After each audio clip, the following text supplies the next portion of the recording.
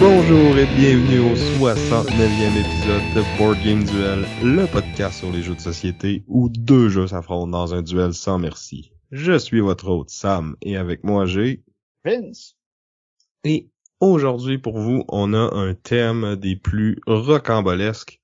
On va vous parler de jeux euro qui se passent en Allemagne, designés par un auteur italien dans lequel on va faire de la construction de réseau avec une espèce de mécanisme de sélection d'actions assez particulier et unique. C'est un peu comme notre thème, ça, j'allais dire. C'est assez unique parce que je pense que c'est difficile d'être plus spécifique à ça. Et quels deux jeux fit cette merveilleuse description, mon cher Vincent? Eh bien, de mon côté, ça sera Nucleum. Et moi, je vais vous parler du jeu Autobahn.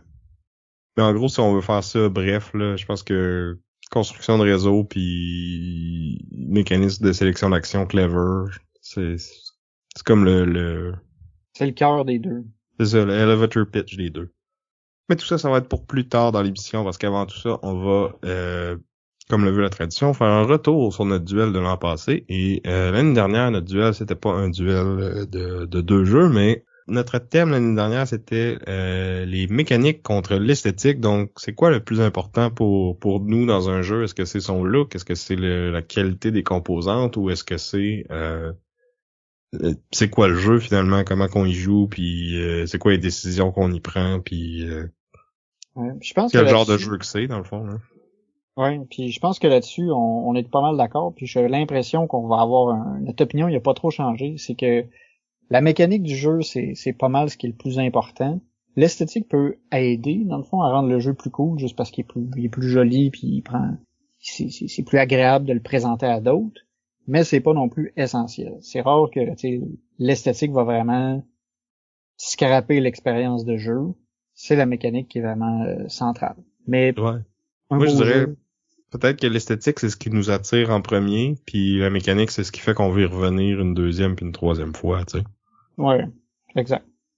Faut qu'il y ait un minimum d'attirance quand même, là, parce que de nos jours, il y en a tellement des jeux là que si c'est vraiment, vraiment laid et beige, ben t'as pas le goût d'y jouer comme, tu sais, Hansa Teutonica, qui était dans mon top 10, une couple d'épisodes, longtemps, j'avais pas tant le goût d'y jouer parce que justement, j'avais entendu que c'était bon côté mécanique, mais esthétique, ça m'attirait zéro puis de barre, puis tu sais, finalement, il est dans mon top 10, tu sais.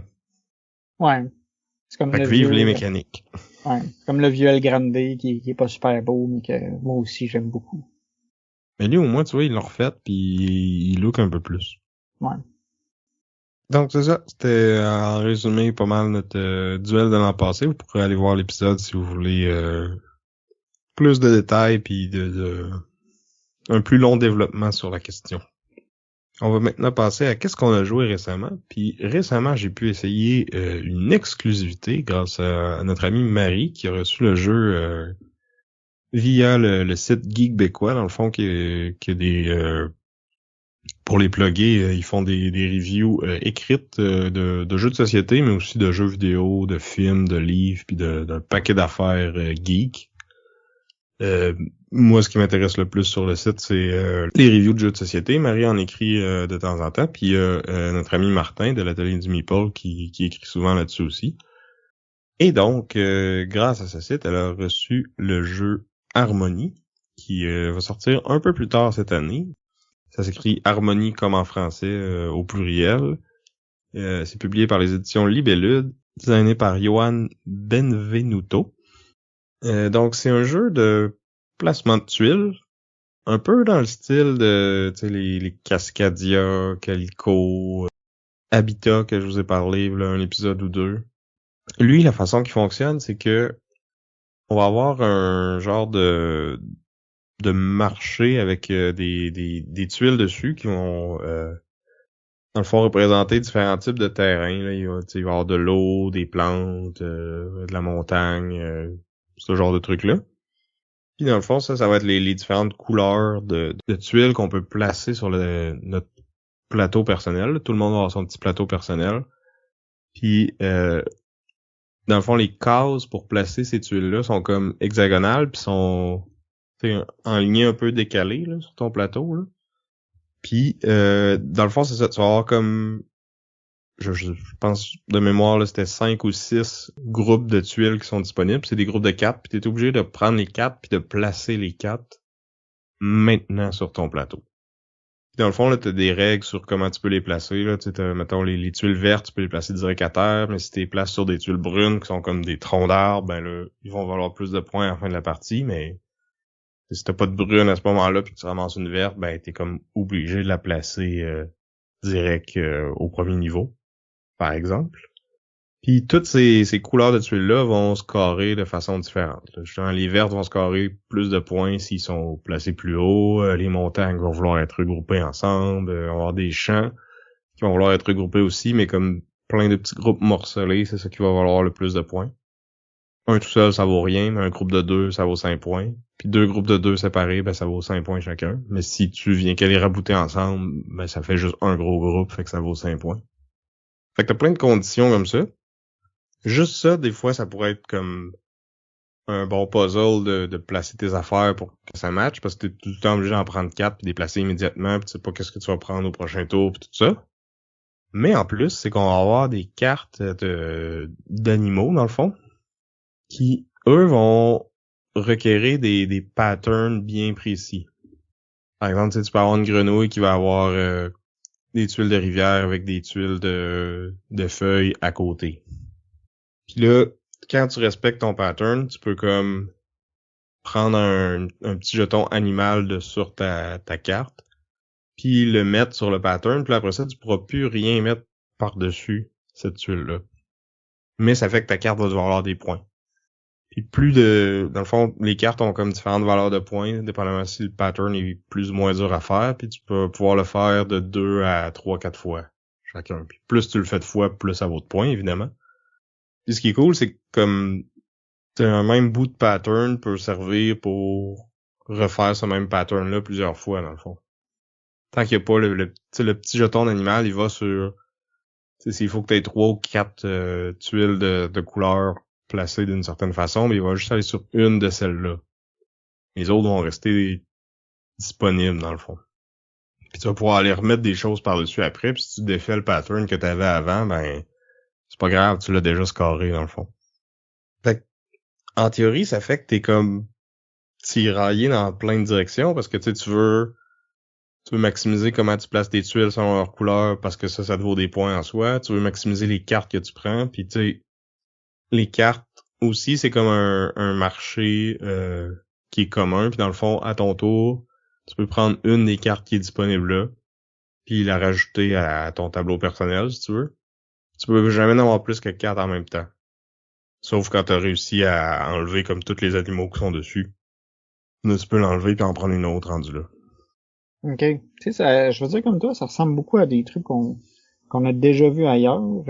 J'ai envie de penser que la petite spécificité du jeu, c'est ça, c'est le fait que tes patterns peuvent être refaits puis réutilisés, mais aussi que tu peux empiler tes tuiles, parce que tes tuiles, ils ont comme une espèce de forme de jeton, puis tu peux comme changer l'habitat à certains moments, c'est-tu... Ouais, un peu comme dans Agropolis, en fait, là. C'est vrai. Fait que c'est ça, c'est comme un mash-up de ces jeux-là, d'Agropolis, tu sais, Azul, dans le sens que tu vas drafter un groupe de tuiles, mais là, tu prends pas juste une couleur là-dedans, tu prends tout qu'est-ce qui est là. Fait que tu sais, t'as comme un petit peu d'interaction, parce que des fois, tu peux aller chercher le groupe de tuiles que ton adversaire voulait aller chercher, mais... Puis tu sais, honnêtement, nous, quand on a joué, j'avais l'impression que j'étais pas optimal dans mes affaires. Je me suis focusé plus sur les patterns des tuiles là, que des cartes. Fait que là, j'essayais de maximiser ça le plus possible, puis de prendre des cartes qui fitaient là-dedans, mais tu sais, c'était pas tout le temps possible, puis des fois, j'avais besoin d'une couleur de tuile en particulier, ou d'une combinaison de 2 couleurs, puis tu sais, c'était comme... J'avais l'impression que c'était vraiment disponible quand ça arrivait à mon tour. Puis là, je regardais les 3 autres à côté, puis les autres, ils focusaient plus sur les cartes qu'ils avaient draftées. Fait que tu sais, j'avais l'impression que tu sais, les autres ils prenaient plein de cartes, ils scoraient, puis là moi j'en avais 2, 3, puis comme j'avais de la misère à les faire triggerer. Fait que tu sais, j'avais l'impression que ma game allait vraiment pas bien parce que je surveillais pas trop comment ils plaçaient leurs affaires sur leur plateau eux autres. Puis c'est comme à la fin de la game que j'ai réalisé que j'ai fait vraiment beaucoup plus de points qu'eux autres avec les tuiles en tant que telles.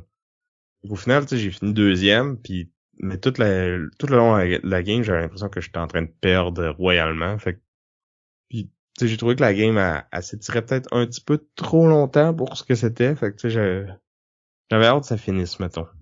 Ok, ouais, j'avoue que c'est sûr que, étant donné que tu faisais moins de cartes, tu sais, tes points avaient l'air de moins s'accumuler vite, fait que t'avais l'impression de tirer de la patte, même C'est si au ça. final, ça allait bien, visiblement. Ben, tu sais, j'ai pas gagné, mais j'étais quand même pas mal plus proche que ce que je pensais.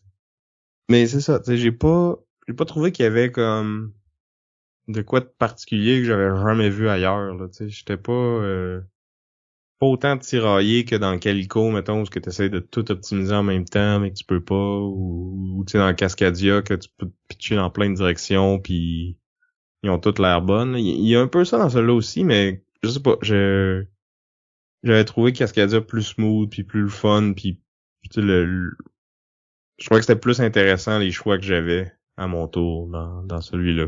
Je pourrais pas vraiment dire pourquoi. Peut-être que le fait que dans Cascadia, le matériel est peut-être de meilleure qualité aussi. Parce que dans celui-là, un moment donné pendant la partie, tu sais, les tuiles, les nouvelles tuiles qu'on pige sont comme dans un petit sac en tissu, mais il est comme tellement cheap qu'il y a genre, il nous a déchiré des mains pendant la partie. Puis là, c'est comme tout tombé sur mon board, puis il a fallu replacer je pense qu'on l'a replacé à peu près comment qu'il était, mais je suis pas certain si on n'a pas oublié une tuile à quelque part ou qu'on l'a pas remis dans le sac par erreur ou tu sais c'était. Ok, Puis tu sais ouais. les plateaux personnels ils recourbent un peu, du carton vraiment mince, les cartes ont l'air un peu cheap, tu sais c'est pas mettons que pour un jeu qui était sorti il y a 5 ans, j'aurais dit ok, tu sais, c'est une nouvelle compagnie ou tu sais c'est pas une grosse compagnie puis mais c'est correct, mais on dirait que ça sort maintenant, puis au prix qu'il coûte, je suis comme, il me semble que je m'attendrais à une petite coche de plus niveau qualité. Là. Je sais pas si c'est parce que c'était une pré-copie price, puis peut-être que celles qui vont être en magasin vont être mieux que ça, là, mais en tout cas, j'ai pas des gros compliments à faire pour la qualité du matériel, mettons. Fait Mais tu sais, que, si vous aimez Cascadia, si tu sais, mettons tu tripes sur Cascadia, Calico, pis tous ces jeux-là, puis que t'en veux encore, t'en veux un autre, tu sais, il est dans le même genre, je pense qu'il est presque aussi bien fait ou peut-être même aussi bien fait, mais on dirait que vu que j'ai déjà vu ça, je suis comme ah, ok, tu sais. ça vient pas de chercher, hein. Non, c'est ça, tu sais, je refuserais pas d'y rejouer, mais tu sais, je vais pas aller me l'acheter puis je vais pas le proposer non plus, là. Hmm. Fait que, mécanique, ok, esthétique, bof. Ben, qualité du matériel bof, mais tu sais le art sur les cartes il est vraiment beau, les tuiles sont chunky pis sont le fun à manipuler là, fait que tu sais c'est pas complètement raté niveau esthétique là, mais il y aurait pu être une coche de plus, mettons. Donc voilà pour Harmony. Un autre jeu que j'ai joué avec notre ami Martin de l'atelier du Meeple, c'est le jeu Rats of Wistar, qui a été designé par Simone Luciani, qu'on va revoir un peu plus tard tantôt, ainsi que Danilo Sabia, parce que Monsieur Luciani, à peu près tous ses jeux sont designés avec un co-auteur, je pense. En tout cas, il y en a beaucoup. Ouais, puis il s'entoure bien d'habitude. D'habitude, ça fonctionne bien, ces affaires. Ouais, c'est ça. Puis dans le fond, ça a été publié par Cranio Création à la base, mais ici en Amérique, c'est Capstone Games qui le distribue. Et c'est le jeu Rats of Wistar. Wistar, c'est un vrai institut de recherche dans lequel ils font de la recherche sur les animaux. Puis apparemment qu'il y a un moment donné, il y a des rats qui sont comme disparus de l'institut, puis qui ont jamais compris comment ils avaient réussi à s'échapper. Fait que dans le jeu, on s'imagine que c'est parce que c'est des espèces de rats super génies qui ont réussi à se sauver, puis c'est un peu ces rats-là qu'on va incarner dans le jeu. Fait que j'avais une petite vibe de Minus et Cortex, là, des cartoons, là, de mon enfance, là. Ouais, ou le secret de Nîmes aussi. C'était des souris de labo intelligentes. Ah, tu vois, ça, je connaissais pas. C'était un peu plus dark. C'était peut-être pas, c'est peut-être pas pour tous les enfants. Fait que c'est ça. Dans celui-là, on a comme chacun notre petit clan de rats, puis on va avoir des souris qui vont travailler pour nous aussi. Il a l'air vraiment cute, là, avec son art, puis tu sais, comme mettons, les cartes qu'on peut aller chercher, c'est genre, tu sais, mettons, t'as un tire-bouchon, là, pour ouvrir des bouteilles de vin, mais ils appellent ça une méga drill, là. Ok, ouais. Ça remet Ou t'as comme en perspective de quand t'es une souris, mais un rat. Ouais, c'est ça. Fait que c'est tout mignon, tout cute, mais c'est un gros euro de gestion de ressources, puis que c'est super tight, là. Tu te bats pour vraiment aller chercher chacune de tes ressources, puis c'est pas facile, c'est tout chèrement gagné, puis comme si tu joues bien, tu réussis à enchaîner tes affaires parce que tu crées des combos, puis tu fais une action qui te permet de faire ça, qui en découle un autre, mais tu sais, comme ça t'a pris 3-4 tours à setter ça parce que tout est tough à aller chercher, là. Fait qu'il a l'air cute, mais il est très casse-tête. Puis dans le fond, quand ça marche, c'est qu'on a une espèce de tarte d'action, si tu veux. Il est comme divisé en 6 points. Fait que là, au bout de chaque point, il y a l'action que tu peux faire, là, qui peut être genre ramasser des ressources ou aller explorer l'Institut de Wistar ou développer ton plateau personnel, là.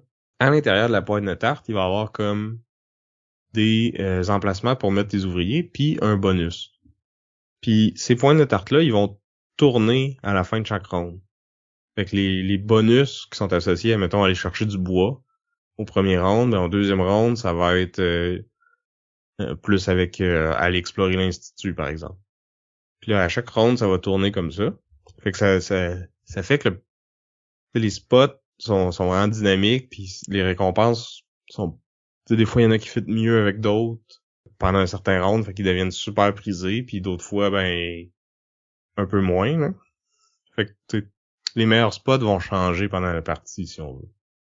Puis, en plus de ça, il y a comme un aspect que tu développes ton plateau personnel pour, genre, creuser des nouvelles chambres, puis après ça, aller en fait, creuser des nouveaux trous dans ton terrier, puis après ça, aller construire des chambres dedans. Ça, c'est ce qui va te donner comme des employés souris. Parce que t'as comme les rats que tu places pour aller faire l'action, mais t'as des souris que les autres sont comme gratuites à aller placer. Mais un coup qu'ils sont placés, ils vont rester là sur le plateau. Puis dans le fond, les 6 actions sont comme divisées en 3 zones, si on veut. Puis si j'ai 3 souris dans une zone, ben quand je vais faire une de ces 2 actions-là, ben je vais la faire 3 fois. Si j'ai une souris, ben je la fais une fois. Puis si j'ai pas de souris là, ben je la fais pas. Fait que t'as comme un aspect de planification à long terme de c'est quoi les actions que tu vas avoir besoin de faire, puis faut que tu envoies des souris là, puis là tu te dirais ah ben c'est facile, je vais mettre plein de souris à une place, puis après ça je vais mettre tous mes rats à cet endroit-là, puis je vais refaire la même action plusieurs fois, puis elle va devenir comme elle va être vraiment forte à chaque fois. Mais non, dans un round, tu peux juste faire une action une fois. Même s'il y a plusieurs emplacements qui te permettent de la faire. Tu peux pas envoyer ton deuxième rat là.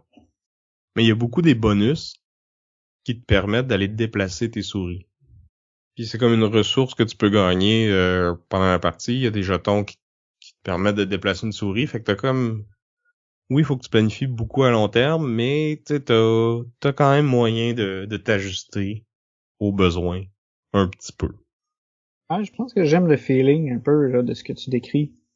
Fait que là, tu sais, tu peux vraiment arranger tes déplacements de souris pour qu'à tous les tours, tu fasses des actions plus fortes. Puis que tu maximises un peu chacun de tes tours en fonction de là où sont placées tes souris. Je trouve ça a l'air intéressant. C'est quoi ton feeling par rapport à ça?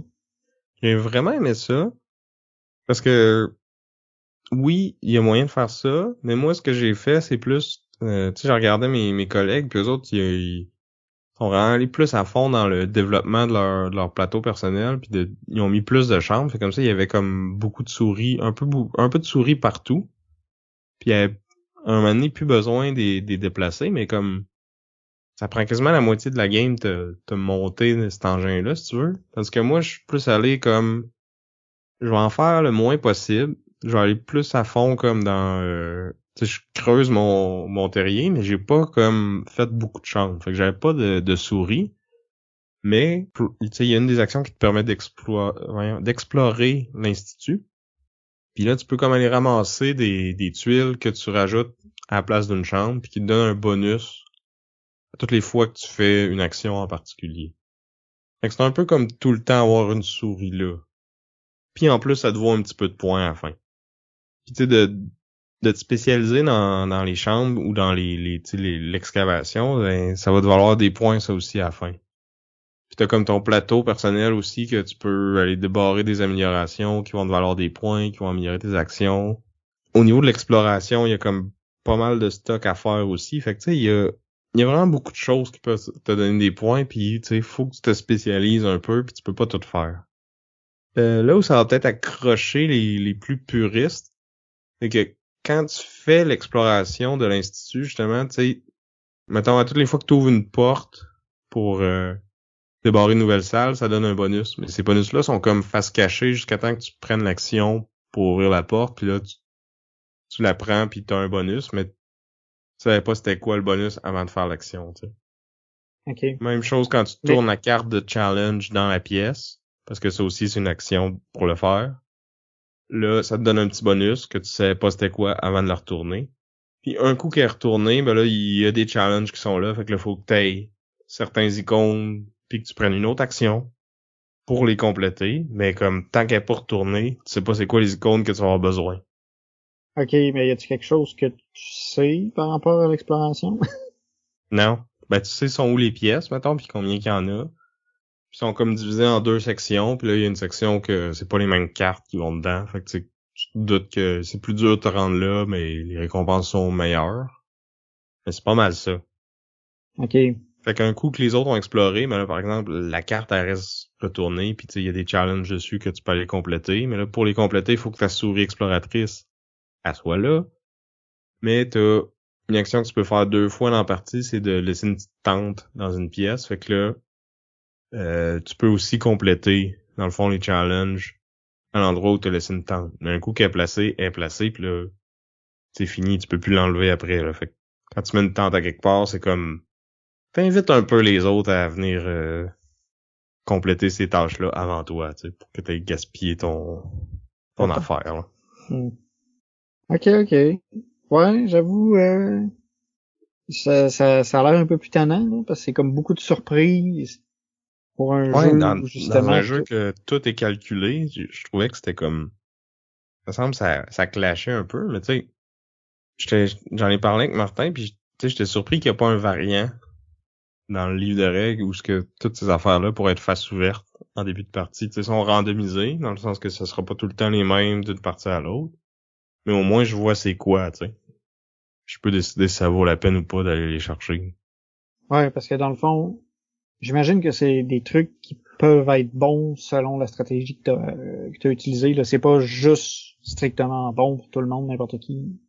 Ben, oui puis non, parce que tu sais, souvent ça va être des ressources, puis il y a des affaires que tu as besoin, que tu peux aller chercher d'une certaine façon, ou que tu peux juste comme domper un paquet de ressources, n'importe lesquelles, pour aller chercher.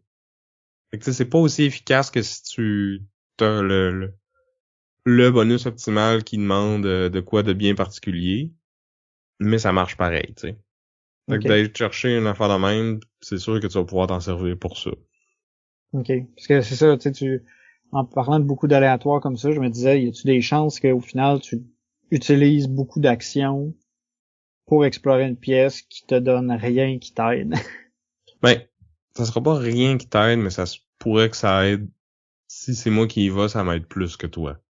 Selon Ouais. les cartes que j'ai dans mon tableau, ou selon la stratégie que j'ai choisie. Mais tu sais, à la fin de la partie, toutes les ressources valent des points si t'en as beaucoup. Là. C'est juste que c'est un taux de change qui est pas nécessairement avantageux, mais tu peux en avoir un autre à côté qui a des cartes qui fait que ces échanges-là sont mieux pour lui. Là. OK. Ou que justement, il a utilisé ses ressources pour jouer sa carte qui vaut des points, elle aussi. Tu sais. Il y a quand même beaucoup de stock. Mais ouais, j'aimerais ça y rejouer, là, c'était cool, puis Je serais curieux de voir d'une partie à l'autre à quel point que ça va varier justement avec les différentes pointes de tarte, comment elles sont placées avec les différentes actions. Ça sera pas tout le temps la même affaire. Puis donc c'était Rats of Wistar de Simone Luciani et Danilo Sabbia et Capstone Games. Puis toi, Vince, à quoi t'as joué récemment? Moi, j'ai joué à un jeu qui nous a été offert par notre commanditaire, le magasin L'Odyssée de Belleuil.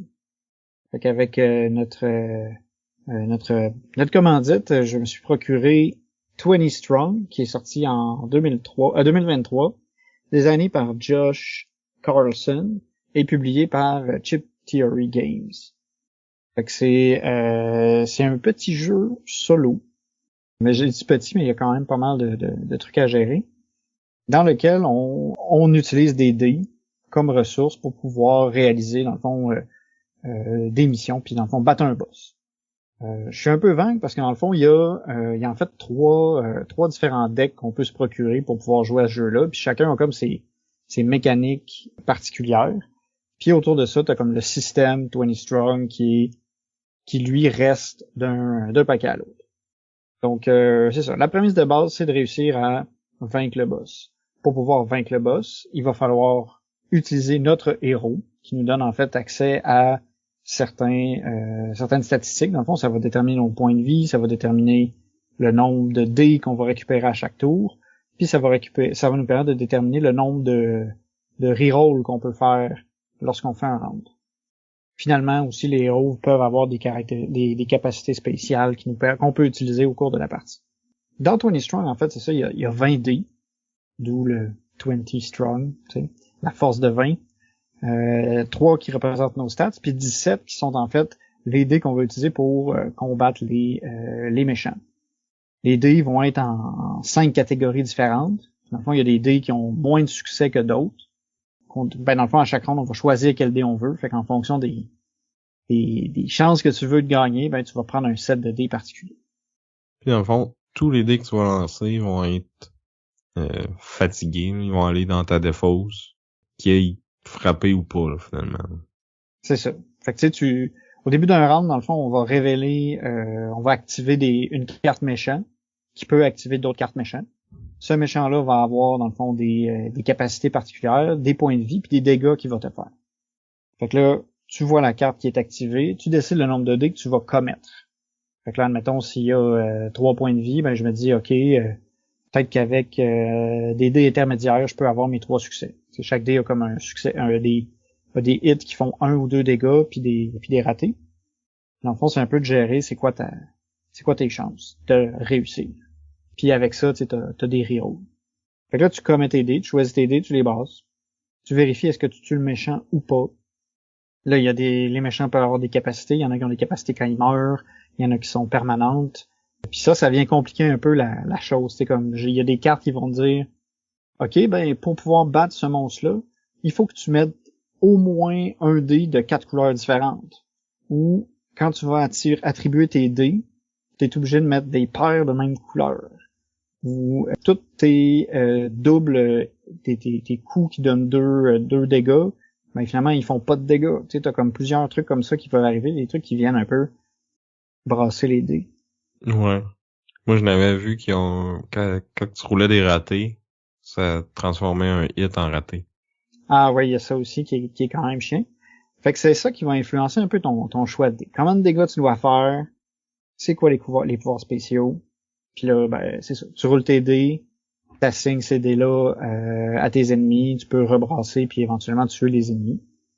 Puis à la fin, tous les dés que t'as brassés, c'est ça, vont dans ta défausse à dés, puis tu vas en récupérer un certain nombre à chaque tour. Fait qu'il faut que tu gères un peu ton économie de dés pour être capable de progresser. Dans le jeu de base qui inclut le deck Solar Sentinels, il y a une petite twist particulière qui est que il va y avoir des missions qui vont être piochées au début de la partie. Puis pour pouvoir réduire la difficulté du boss de la fin, il va falloir que tu réussisses à compléter le plus de missions possible. Fait que quand tu joues à normal, tu as 3 missions à finir, mais tu peux moduler la difficulté en ajoutant plus de ces missions-là. Ça fait que ton jeu, ben, je veux pas, il est de plus en plus tough. Fait que c'est ça, c'est un petit jeu solo quand même pas mal intéressant. qui est beaucoup de gérer ta chance puis tout ça, puis savoir quelle stratégie à utiliser, ça vaut-tu la peine de récupérer tel ou tel dé, je suis mieux de commettre tel ou tel dé, qu'est-ce qui peut s'en venir. C'est un jeu aussi que plus tu vas jouer, plus tu vas connaître c'est quoi les cartes qu'il y a dans un deck particulier, fait que tu vas savoir un peu plus comment gérer les différentes couleurs de dés que tu vas utiliser, puis plus ça va aller, mieux tu vas être, puis tu vas te rendre de plus en plus loin. Puis c'est ça, une fois que tu as atteint la condition pour débloquer le boss de ton deck, ben là tu vas faire le combat final contre le boss qu'il faut que tu réussisses à éliminer avant de perdre tous tes points. Ouais, ça fait un petit feeling roguelike. Ouais. Parce que c'est rapide à jouer, tu peux le refaire plein de fois, puis comme tu dis, t'apprends à connaître le deck ennemi, puis là tu peux ajuster ta stratégie en conséquence, puis tu vas te rendre de plus en plus loin, parce que je pense que ça va être tough de le gagner à ton premier essai, là. Ouais, je pense que la première fois si tu gagnes, j'ai envie de dire c'est pas mal parce que t'es chanceux. T'es meilleur que nous autres, en tout cas. Ouais, mais tu sais, sans savoir vraiment ça à quoi t'attendre, tu sais, c'est difficile. Tu sais, comme à un moment donné, j'ai eu une carte qui me disait faut que t'ailles 4 couleurs de dés pour péter l'ennemi, puis il m'en restait 3. Là. Fait que là, j'étais comme bon. Ben la prochaine fois, je vais m'arranger pour que je garde des dés de toutes les couleurs tout le temps, pour que si jamais cette carte-là elle retombe, ben je sois prêt. Mm-hmm. Fait que c'est ça, t'as plein de twists comme ça, t'as aussi des cartes qui font que tu récupères pas finalement tes dés à la fin du round, fait qu'il faut que tu sois comme tout le temps prêt à tout. Fait que c'est assez intéressant, puis tu sais, selon les habiletés que tu vas prendre de tes héros, ben tu vas avoir des trucs différents que tu vas pouvoir mettre en place. Moi, j'ai seulement joué avec le deck Solar Sentinels, mais toi, Sam, je pense que t'as essayé un des autres, celui Too Many Bones. Ouais, c'est ça. Dans le fond, chacun des decks, à part le Solar Sentinel, je pense que tous les autres decks, c'est comme un univers d'un autre jeu de Chip Theory Games. Fait que là, tu sais, à date, il y a Oplomachus puis Too Many Bones de sortie, mais je pense qu'il prévoit faire Burn Cycle puis peut-être Cloud Spire, là, éventuellement aussi, là. Ouais, c'est le genre de système où est-ce qu'ils peuvent facilement créer des nouveaux decks. Ouais, c'est ça. Puis j'ai trouvé qu'ils ont bien recréé l'expérience de Too Many Bones. Au début de la partie, tu choisis ton Gearlock. Chaque Gearlock a son backup plan. Fait que là, quand t'as des misses, t'es mets là-dessus, puis après ça, tu peux dépenser ces dés-là pour déclencher une habilité spéciale. Tu vas te choisir un tyran. Fait qu'il y a comme 4-5 boss différents. Tu peux pas aller te battre contre le boss tant que t'as pas fait un certain nombre de rounds dans la partie. T'as le choix de faire des encounters, des fois tu peux choisir de faire la bataille ou de faire l'espèce d'option pacifique, là, un peu comme avec les encounters de Too Many Bones. Après le combat, tu peux soit rest pour te soigner un peu, ou tu peux scatter pour dans le fond manipuler les decks puis déplacer dans le fond les pioches il y a comme 3 pioches différentes. Là, t'as les baddies de 5, les baddies de 1, mais t'as aussi les encounters. Puis là, quand tu scoutes, ben tu prends la carte du dessus puis tu fais une autre pioche à côté. Fait que là, après ça, quand t'as besoin de prendre une de ces cartes-là, ben t'as le choix entre deux. Puis là, si tu rescoutes, ben t'en remets par-dessus la deuxième pioche. Fait que t'as tout le temps 2 choix, finalement. Mais ça te permet d'éviter les pires cartes qui fitent vraiment pas avec la stratégie ou le Gearlock que t'as choisi, tu sais. Si t'es capable de scatter. Parce que des fois, t'as pas le choix de recover parce que t'as presque plus de vie, tu sais. Fait que c'est ça, moi je l'ai joué une fois, puis je me suis fait péter après 5 ou 6 jours, là, puis ça prenait au moins 9 jours avant d'aller essayer le boss, là.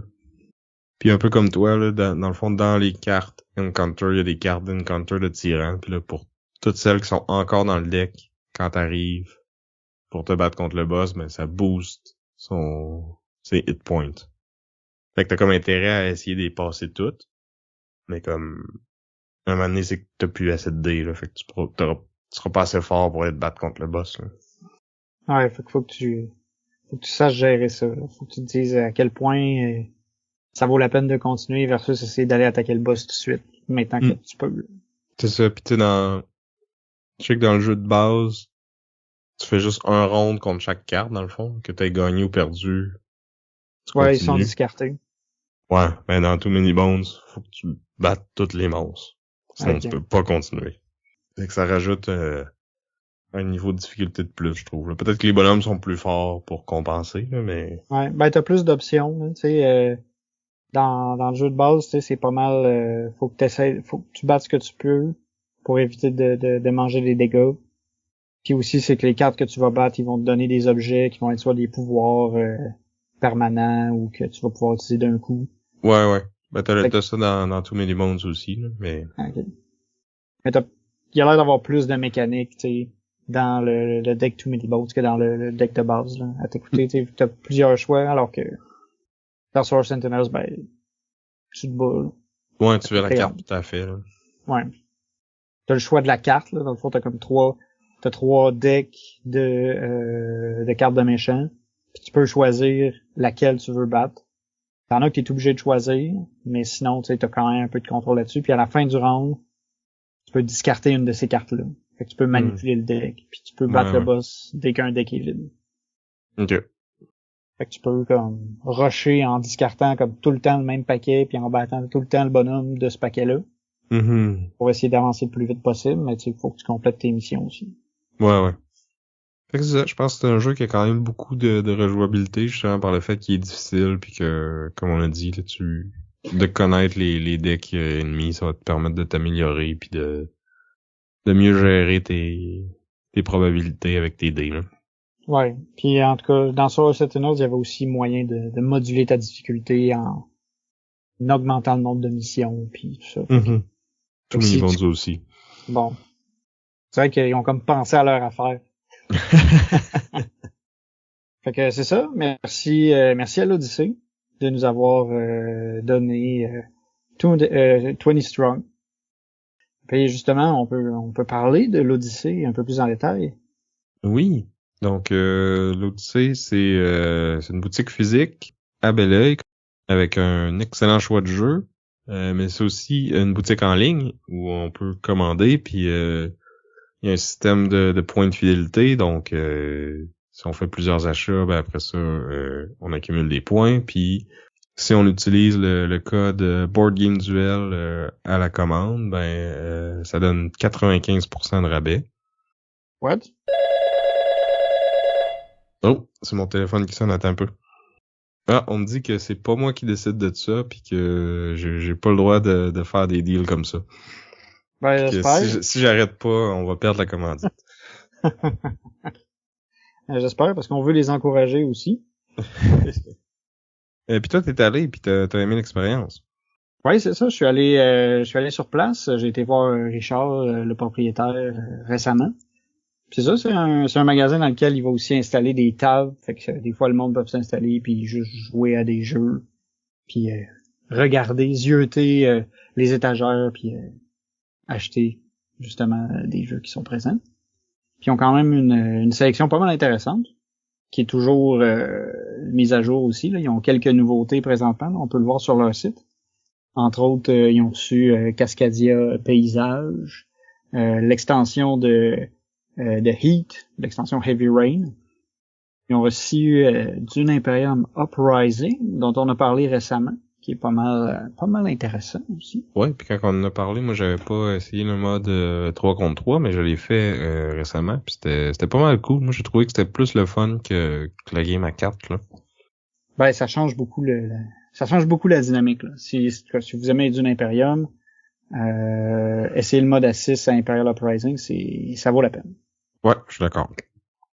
Puis sinon, dans ils ont aussi une section en solde, fait que de ce temps-ci, il y a les Scholars of the South Tigris qui est en spécial, donc jeu de Garfield Games, Shem Phillips. Moi j'avais beaucoup aimé la trilogie de North Sea puis celle des Royaumes de l'Ouest, là, fait que j'ai pas essayé ceux de South Tigris encore, là, mais j'ai entendu des bons commentaires, là, autant sur Scholar que Seafarers. Donc, ben hâte d'essayer ça. Donc, peut-être dans notre prochaine commande à l'Odyssée, elle sera là. Quoi qu'il en reste pas tant que ça, fait que si nos auditeurs sautent sur l'occasion, j'aurais peut-être pas le temps de me le procurer là. Ben oui. Puis rapidement, un autre rabais que je trouve pas mal intéressant, le jeu Ankh, les dieux d'Égypte, jeu de contrôle de territoire thématique Égypte, que j'avais défendu en duel, qui a un beau rabais de 40% présentement. Ça me surprend pas que ce soit un de tes jeux qui soit en liquidation pour s'en débarrasser. Oh, comment? Il est excellent. Oui, c'est Command qui a fait le jeu, t'as raison.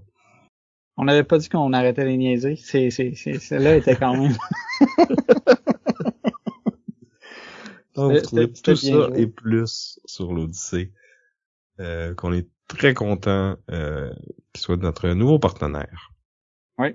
Fait que, juste un petit rappel, l'Odyssée est située à Belleuil. Et le boutique odyssée.com pour vos achats en ligne. Maintenant, on va passer à notre événement principal, notre duel. Donc, on rappelle la thématique, les jeux de réseau avec un système de sélection d'actions un peu flyé. Avec un auteur italien. Et qui se passe en Allemagne. Je sais pas s'il y a d'autres jeux qui fit là-dedans. Bon, dans ce thème ultra spécifique, je vais défendre le jeu Nucleum, qui est apparu en 2023, designé par Simone Luciani et, un de mes préférés, David Turczi, publié aux éditions Board and Dice.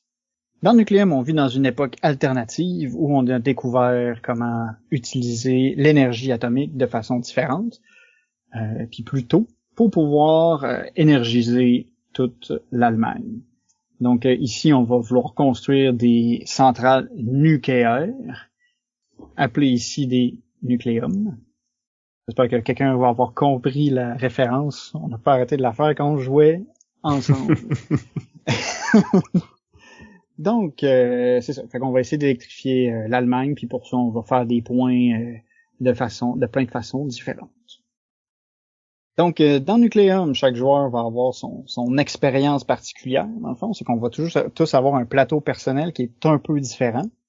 Ce plateau-là va nous permettre, dans le fond, qui va se développer à mesure que la partie va avancer. C'est ça qui nous permet de construire des bâtiments, placer des turbines, placer des mines, et aussi de débloquer certains bonus. C'est qu'à mesure qu'on développe l'énergie nucléaire en Allemagne, on va pouvoir débloquer des technologies, l'améliorer, ça nous donne des bonus en cours de partie. Fait qu'on a un petit peu d'asymétrie ici déjà, vu que chaque joueur n'a pas tout à fait le même plateau personnel.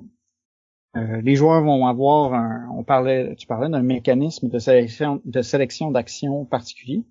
Dans le cas de Nucleum, les actions qu'on va faire vont être déterminées par une collection de tuiles. Chaque joueur va avoir un set de tuiles qui lui est particulier, qui va avec, dans le fond, son expérience. Puis ces tuiles-là vont avoir deux actions dessus.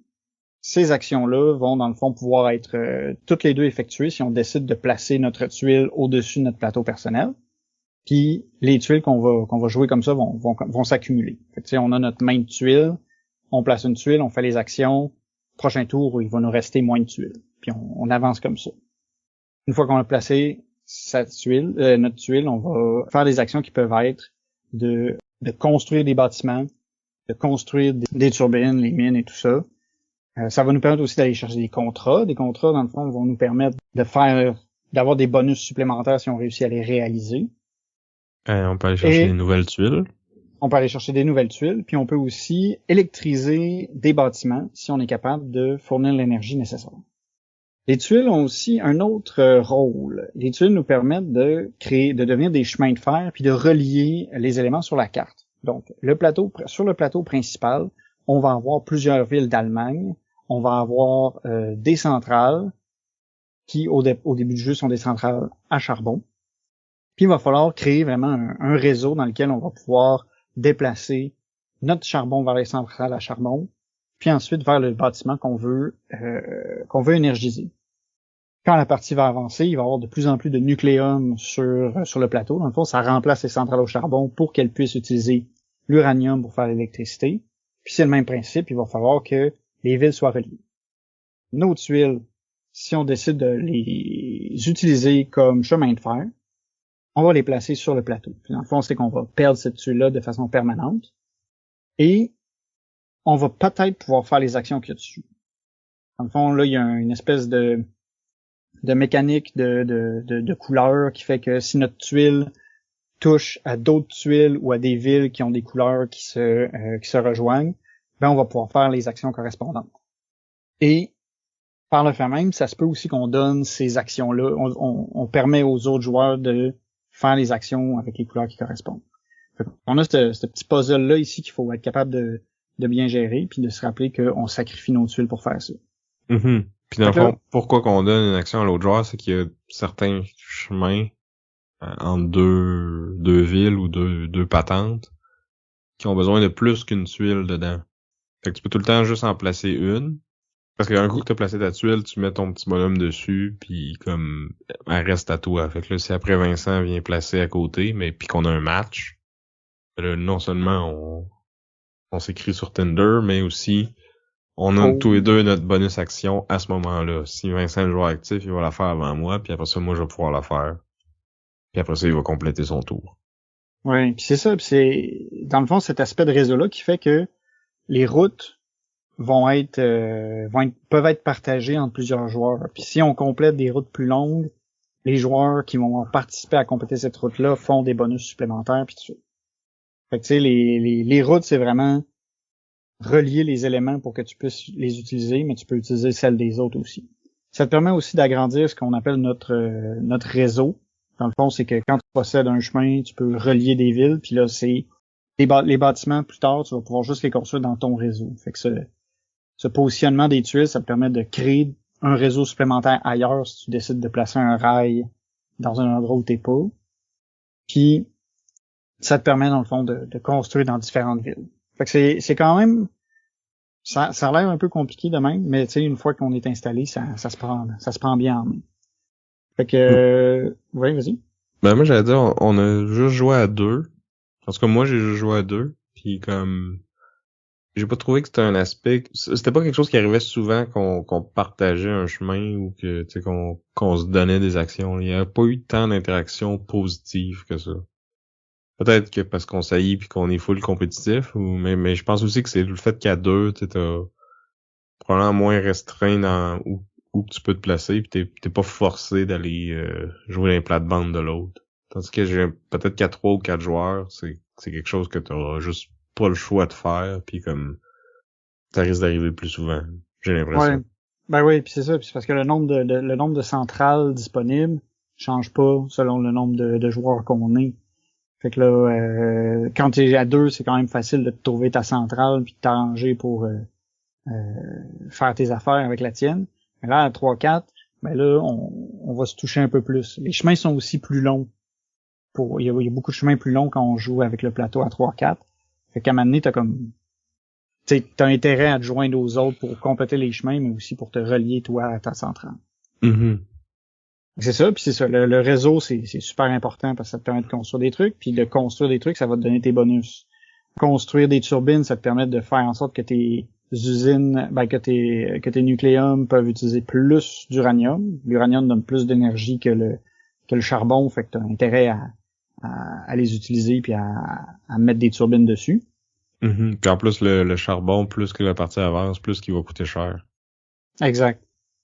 Puis finalement, le truc qui est comme vraiment cool à faire, c'est qu'une fois que tu as construit ton réseau, tu sais que t'as relié ton usine avec soit du charbon, soit de l'uranium, c'est d'énergiser les bâtiments que tu vas avoir construits dans les villes de ton réseau.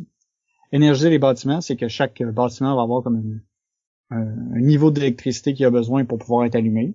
Puis il faut que tu réussisses à générer cette électricité-là en dépensant du charbon puis de l'uranium dans ton réseau. Puis ça, souvent, ce que ça va faire, c'est que ça va te donner des points, puis ça va te donner un bonus. Puis ces bonus-là, dans le fond, ils vont permettre de te faire progresser. Puis c'est des bonus qui peuvent être de l'argent, des ouvriers, débloquer tes nouvelles technologies. Les technologies, ça va être, c'est ça, soit des bonus instantanés, soit des bonus permanents. Puis t'as une de tes technologies qui est une condition de points en fin de partie. Tu sais, il y a beaucoup de stock. Ouais, puis j'ai l'impression que Ça, t'as quasiment pas le choix de la débloquer si tu veux être compétitif, là. C'est vraiment une grosse source de points, puis c'est un peu ça aussi qui peut orienter ta game. Tu sais, chaque expérience que tu as au début, dans le fond, a comme une petite spécialité, puis souvent, ça va un peu tout dans le même sens. Tu sais, moi, j'en avais pas une que c'était vraiment, plus t'électrifies, plus tu fais de bonus, plus tu fais de points, puis tu finis par créer comme une espèce d'engin d'électrification qui fait que tu fais plus de points. Puis qu'en fin de partie, je faisais plus de points par building que j'avais électrifié. C'est ça. Sinon, t'as aussi, comme on parlait tantôt, je l'ai dit vite, mais t'as aussi une notion de contrat. Quand tu prends des contrats, tu gagnes des bonus, puis tu vas faire des bonus quand tu vas avoir complété le contrat. Fait que ça, c'est encore une fois quelque chose qui peut être une bonne source de points, puis qui peut aussi te permettre d'améliorer beaucoup ton engin. On a aussi des pistes. Chaque joueur sur son plateau personnel a comme des pistes de revenus que tu peux améliorer à mesure que la partie avance, parce que éventuellement, à force de faire des actions puis à force de placer des tuiles sur le plateau commun, ben tu peux plus utiliser dans le fond tes tuiles parce qu'ils sont soit occupés sur ton plateau personnel, soit ils sont sur le plateau. Fait que là, tu peux faire une action de recharge où là les tuiles que tu as laissées sur ton plateau, tu les reprends. Puis tu vas gagner des ressources d'argent, de bonhommes et de points en fonction de l'eau sur les pistes. Puis en fonction en fonction du nombre de tuiles que tu as placées en haut. Fait que, il y a beaucoup de trucs comme ça qui tournent ensemble, mais ça se gère vraiment bien quand tu le fais. Ouais, ben c'est un aspect que je trouve cool parce que tu sais au final t'as pas vraiment de structure de ronde définie avec genre du income, après ça tu fais des actions, après ça il y a du upkeep, puis après ça tu récupères tes affaires, c'est comme tu t'enchaînes les tours. Puis là, une fois de temps en temps, ton action, comme t'as dit, c'est que tu fais refresh, tu récupères toutes tes tuiles, tu t'ouvres plein d'options, tu te donnes un revenu. Tu sais, t'as pas l'impression d'avoir perdu ton tour à faire ça, là. Non, Puis tu veux le faire le plus tard possible. Puis en plus, quand tu fais ça, c'est pas à ce moment-là aussi que tu peux dépenser tes étoiles pour oui, exactement. aller te positionner pour scorer les points en fin de partie. Oui, parce que j'en avais pas parlé, parce qu'il y a une autre ressource qui est les étoiles, que tu gagnes principalement en électrifiant des bâtiments, mais il y a d'autres bonus qui peuvent te donner ces étoiles-là. Puis ça, les étoiles, c'est pour le score final. Tu as une piste de score sur lequel il y a différents segments, puis il y a 4 conditions de points différentes. Puis dans le fond, ceux-là ils vont être randomisés, tu sais, ça va être de construire tel type de bâtiment, d'électrifier des bâtiments, d'avoir un gros réseau, puis tout ça, ça va changer d'une partie à l'autre. Comme, je pense, c'est 7 sources de points différentes qui vont être placées de façon aléatoire sur la piste. Puis là, dans le fond, quand tu vas faire ton repos, tu vas pouvoir utiliser les étoiles que tu as accumulées pour placer une de tes étoiles sur la piste de score. Là, c'est un peu abstrait, mais on a 4 conditions de victoire qui sont de plus en plus hautes. La piste des étoiles a plusieurs segments. Tu peux placer ton étoile, une seule étoile par segment. Ouais. Ça a l'office de multiplicateur de points pour la condition de victoire. Ouais, je sais pas si ça vaut la peine de rentrer dans les détails même plus que ça, mais en gros, tu veux accumuler beaucoup d'étoiles pour faire beaucoup de points. Parce que plus t'as d'étoiles, plus tu te places haut, plus ton multiplicateur est grand. Ça sera pas nécessairement la même condition, mais en tout cas, bref, cette condition-là va être vraiment payante pour toi. Puis t'as moyen de mettre 2 étoiles. Tu sais, si tu joues tes cartes comme il faut, tes cartes de façon abstraite, là, mais en tout cas... Parce qu'il n'y a pas de cartes dans le jeu. Non, mais si tu joues comme il faut, tu peux comme te mettre 2 étoiles sur 2 multiplicateurs sur une même condition. Ouais. Fait que ça va être x6 plus x5, fait que ça va être x11 pour chaque bâtiment que t'as d'énergiser, mettons. C'est ça. Ça, c'est dans les meilleurs scénarios, tu réussis à avoir 2 multiplicateurs pour une condition dans laquelle tu sais que tu vas performer. Mais la façon dont c'est fait, c'est que des fois, tu as un choix à faire. Mettons ton x5, faut que tu décides, OK, je vais-tu avoir mon x5 pour les turbines ou je veux le prendre pour ma taille de réseau? Ouais, parce que dans le fond, tu peux aller aussi haut que tu as accumulé d'étoiles, mais il n'y a rien qui t'empêche d'aller plus bas aussi si tu penses que ça va t'arranger mieux. Exact. Fait qu'il faut un peu que tu gères ça. Puis c'est ça, il y a plusieurs déclencheurs de fin de partie. Dans le fond, si on épuise les tuiles, action, on met un token là. Puis dans le fond, en fonction du nombre de joueurs qu'on a, plus il y a de conditions de fin de victoire déclenchées, puis on déclenche la fin. Là. Quand on est à 2, faut qu'il y ait 3 4d6, je pense, ou 3d6. Ouais, 3d6. Puis à 3 et 4 joueurs, c'est juste 2d6. Puis à ce moment-là, tout le monde va avoir une dernière action, puis on va calculer les points. Celui qui a le plus de points gagne. Fait que c'est ça, c'est un jeu qui a l'air un peu intimidant. Il y a beaucoup de mécaniques différentes, mais ça coule vraiment bien parce que chaque action est pas très compliquée. C'est plus la planification puis comment t'organises tes affaires qui devient le gros puzzle parce que il faut que tout le temps que tu te poses la question, il faut que je fasse quoi pour faire quoi, où est-ce que je veux m'en aller, qu'est-ce que je prévois faire à la fin de la game. Ton experiment te permet de te donner un peu une certaine direction parce que tu sais que tu as une série d'actions qui vont être payantes qui vont être de plus en plus payantes. Fait que tu vas peut-être essayer de pousser vers ça pour maximiser tes points. Mais ça reste un des jeux les plus lourds qu'on a présenté en duel, je pense. Parce que oui, les actions sont c'est quand même simple, là, mais il y a quand même beaucoup de stock, là. Comme quand t'électrifies, où est-ce que tu peux aller chercher ton énergie? Tu peux utiliser les turbines puis les réseaux des autres puis tout ça, puis t'es comme quand t'électrifies, c'est une chose, quand tu veux construire des nouvelles affaires, ça en est une autre. Fait que il y a quand même beaucoup de détails qui sont très importants au final. Ouais. Puis t'as quand même beaucoup d'actions possibles, beaucoup de bonus possibles, beaucoup d'icônes. Je suis d'accord avec toi qu'un coup internaliser tout ça puis que la game est partie, ça roule bien puis ça coule bien, mais comme l'apprendre au début, c'est une bonne bouchée là à avaler là. Ouais, puis on l'a subi un peu là, notre première partie, ça a été, mais la deuxième partie, on a quasiment doublé nos points puis ça a été explosif, on savait où est-ce qu'on s'en venait, ça a pris une partie de pratique quasiment. Ouais, parce que comme tes premières actions sont super importantes, puis tu peux royalement te planter. Ouais. Ben là, vu qu'on était on avait le même niveau d'expérience avec le jeu, on s'est tous les deux un peu plantés en première game, je pense. Ouais, c'est ça. Mais c'est ça, t'as quelqu'un qui a déjà joué versus quelqu'un qui a pas joué, la différence va être extrême, je pense. Ouais. Mais nous, ce qui a été cool, c'est qu'on l'a joué comme 2 fois en 2 jours. Fait que, la deuxième fois, c'était fresh, c'était frais dans notre mémoire. On savait c'était quoi les erreurs qu'on avait faites, justement, puis comment pas les répéter. Puis on a seté le jeu. Même si c'était le jeu, ça a été beaucoup moins long. Puis on est parti, puis ça a roulé, là. Ouais. Mais c'est ça, ce que j'aime, c'est justement, t'as vraiment un gros éventail d'actions. Puis je trouvais que c'est un jeu dans lequel ça a l'air drôle, mais je trouvais que j'avais beaucoup de liberté dans le jeu. OK, je veux monter mes tracks, OK, j'ai comme tout le temps plusieurs options. Ça peut peut-être être dangereux pour quelqu'un qui a la paralysie de l'analyse parce que justement, faut que tu gères c'est quoi les tuiles que t'as, lesquelles tu veux jouer, de cette tuile-là, tu veux faire quelle action, ou quand tu vas aller acheter des tuiles, c'est laquelle tu veux, t'as comme 5 tuiles différentes que tu peux acheter, puis t'as des points un peu partout, puis ça peut être étourdissant, mais moi moi ça a vraiment cliqué. Puis comme pour moi qui est un joueur comme plus feeling que calculateur, là. Je vais pas aller calculer exactement combien de points chaque action me rapporte. Là, j'ai un feeling que ouais, ça a l'air bon, ça a l'air de combo avec ça, je vais m'en aller dans cette direction-là.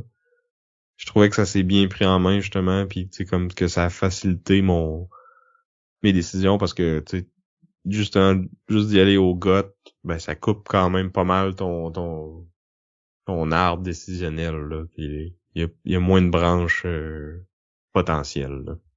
C'est ça, puis au niveau interaction entre les autres joueurs, il y en a un peu, mais pas beaucoup. C'est vraiment plus au niveau des réseaux à quel point on va se piler dessus mais là c'est un peu toi qu'est-ce que tu veux faire. Tu peux décider de te piler dessus puis de prendre le même réseau qu'un autre, mais il y a moyen de te placer ailleurs puis de te construire ailleurs puis de profiter d'autres de d'autres installations, de d'autres usines pour pouvoir faire tes affaires. Oui, mais tu sais, t'as quand même des bâtiments neutres que tu peux aller électrifier, que genre n'importe qui peut aller. T'as les contrats puis les tuiles d'action que tu sais, c'est un marché que tout le monde peut aller piger dedans. Fait que tu peux aller, si tu sais que l'autre il veut ça, tu peux aller le chercher avant lui ou elle. T'as les conditions de trigger de fin de partie. À la fin de dans le fond, toutes les fois que tu refresh, tu regardes qui est le plus haut dans la piste d'étoiles. Là, le plus haut a un gros bonus de points, le deuxième en a un peu moins. Fait que tu sais, oui, tu sais, c'est pas du take that pis dans ta face, là, mais c'est pas du multijoueur en solitaire non plus, là. Non. Puis t'as l'interaction positive qui peut avoir lieu aussi sur le plateau avec les tuiles que tu vas placer, tu sais, ça peut finir que tu t'arranges quelqu'un parce que tu vas lui donner une action. Mm-hmm. Mais c'est ça, en tout cas, c'est peut-être juste parce que, tu sais, d'habitude, on saillit, tu sais, quand on joue, là, puis on se met des bâtons dans les roues intensément, puis là, j'ai pas eu l'impression, tu sais, que tes actions m'ont vraiment scrappé mon plan, là. Tu sais, c'est sûr qu'à un moment donné, il fallait que je garde un œil sur où c'est que tu allais commencer à faire ton réseau, puis qu'à un moment donné, il a fallu que je dise, bon, ça va être ma centrale, là. Fait que là, j'ai pris le contrôle, là. Mais sinon, tu sais... Ouais, moi, tu m'as fait sacrer une couple de fois avec où c'est que tu plaçais tes turbines pis tes chemins, là. Ouais. Ah, ok, ouais. Il y a moyen de bloquer un peu le monde, là. Mais le plateau est assez grand que tu peux t'organiser ailleurs. Tu sais, c'est... Mm-hmm. Pis tu sais, il compare souvent ce jeu-là à un genre de crossover entre barrage puis brass. Tu sais, il est pas aussi coupe-gorge que barrage. Non. Il y a quand même l'aspect genre planification puis genre faire ce que tu veux, ça te prend 3 tours, là.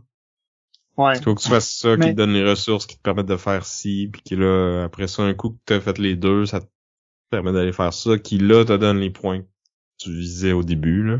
Ouais. Ça, t'as ça dans ces deux jeux-là, je trouve.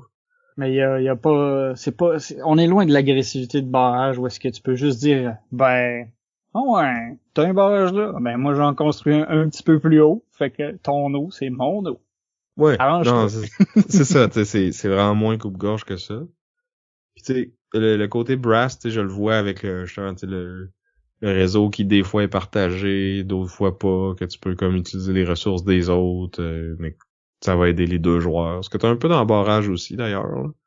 Ouais, tu peux voler les turbines, mais tu sais, faut que t'aies ton minimum de stock, tu sais. Mm-hmm.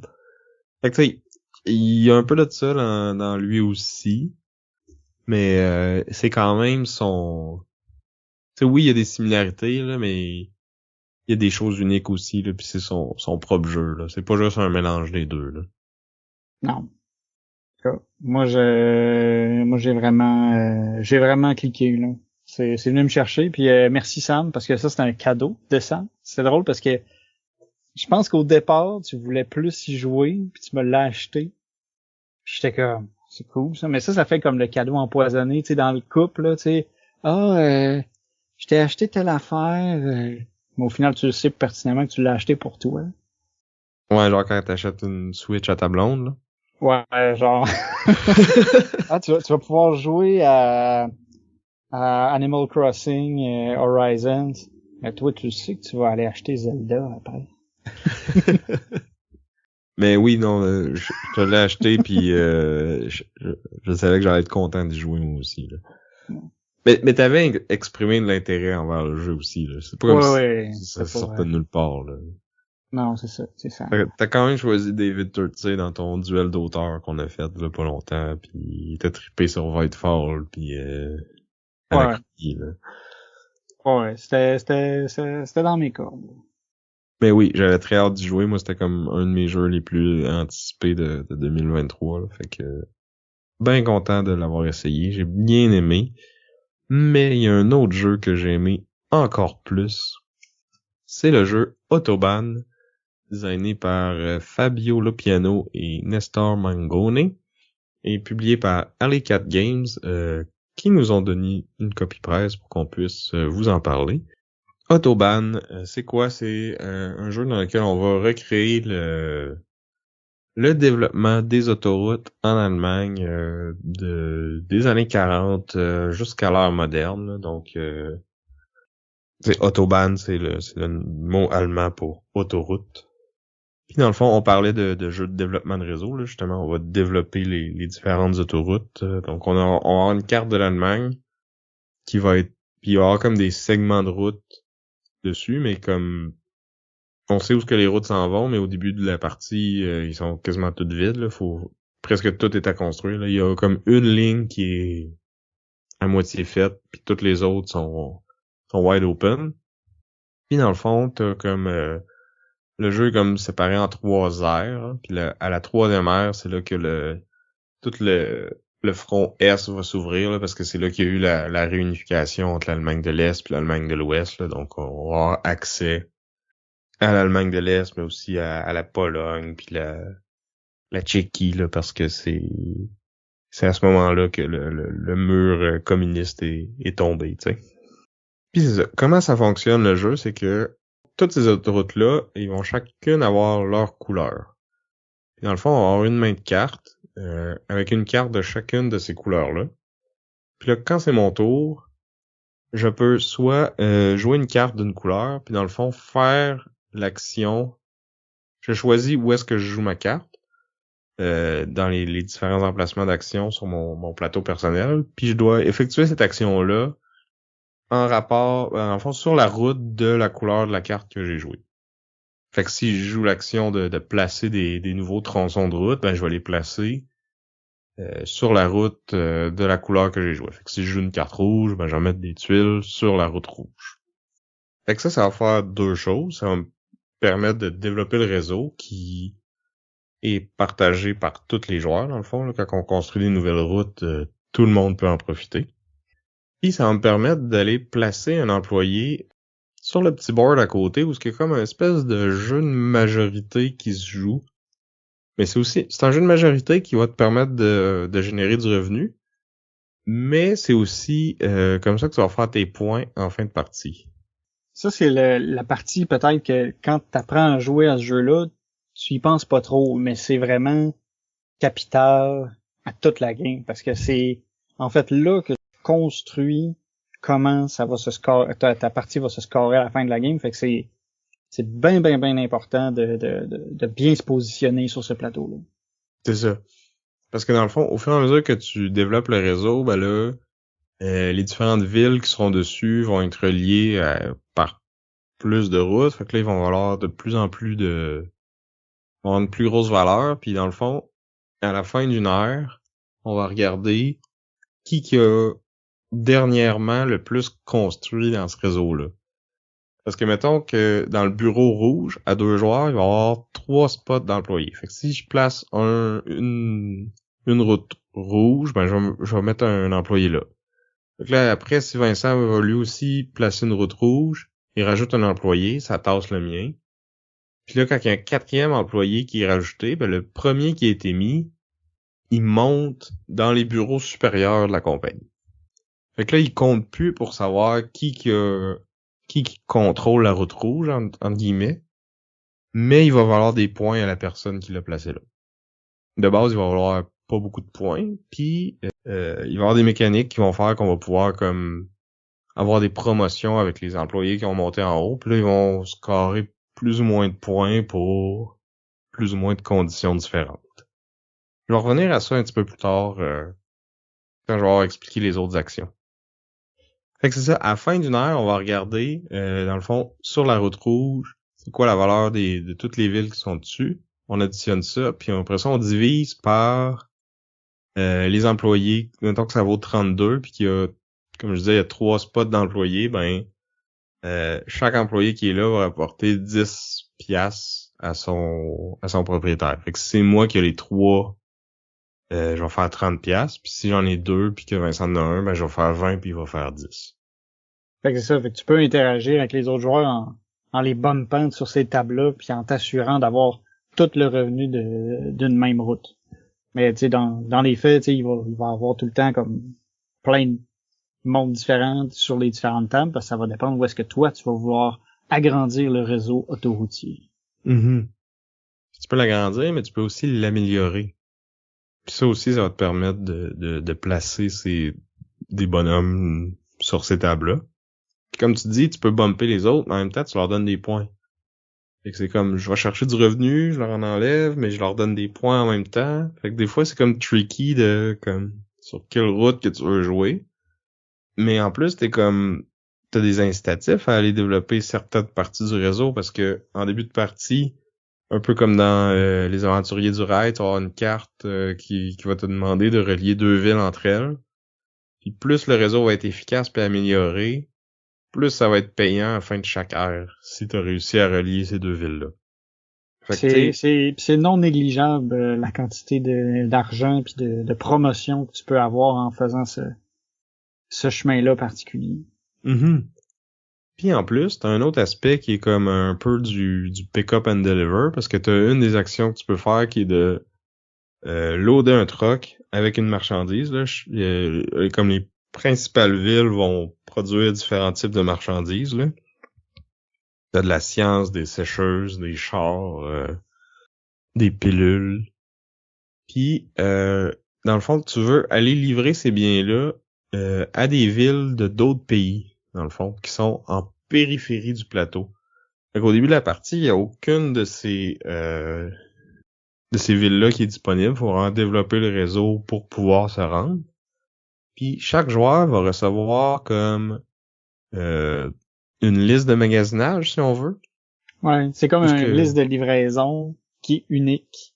C'est ça. Fait que là, chaque pays veut un type de bien en particulier, comme mettons le Danemark, eux autres, ils veulent une sécheuse, la France, ils veulent de la science, puis la Pologne, ils veulent des chars. Vincent va avoir une liste différente.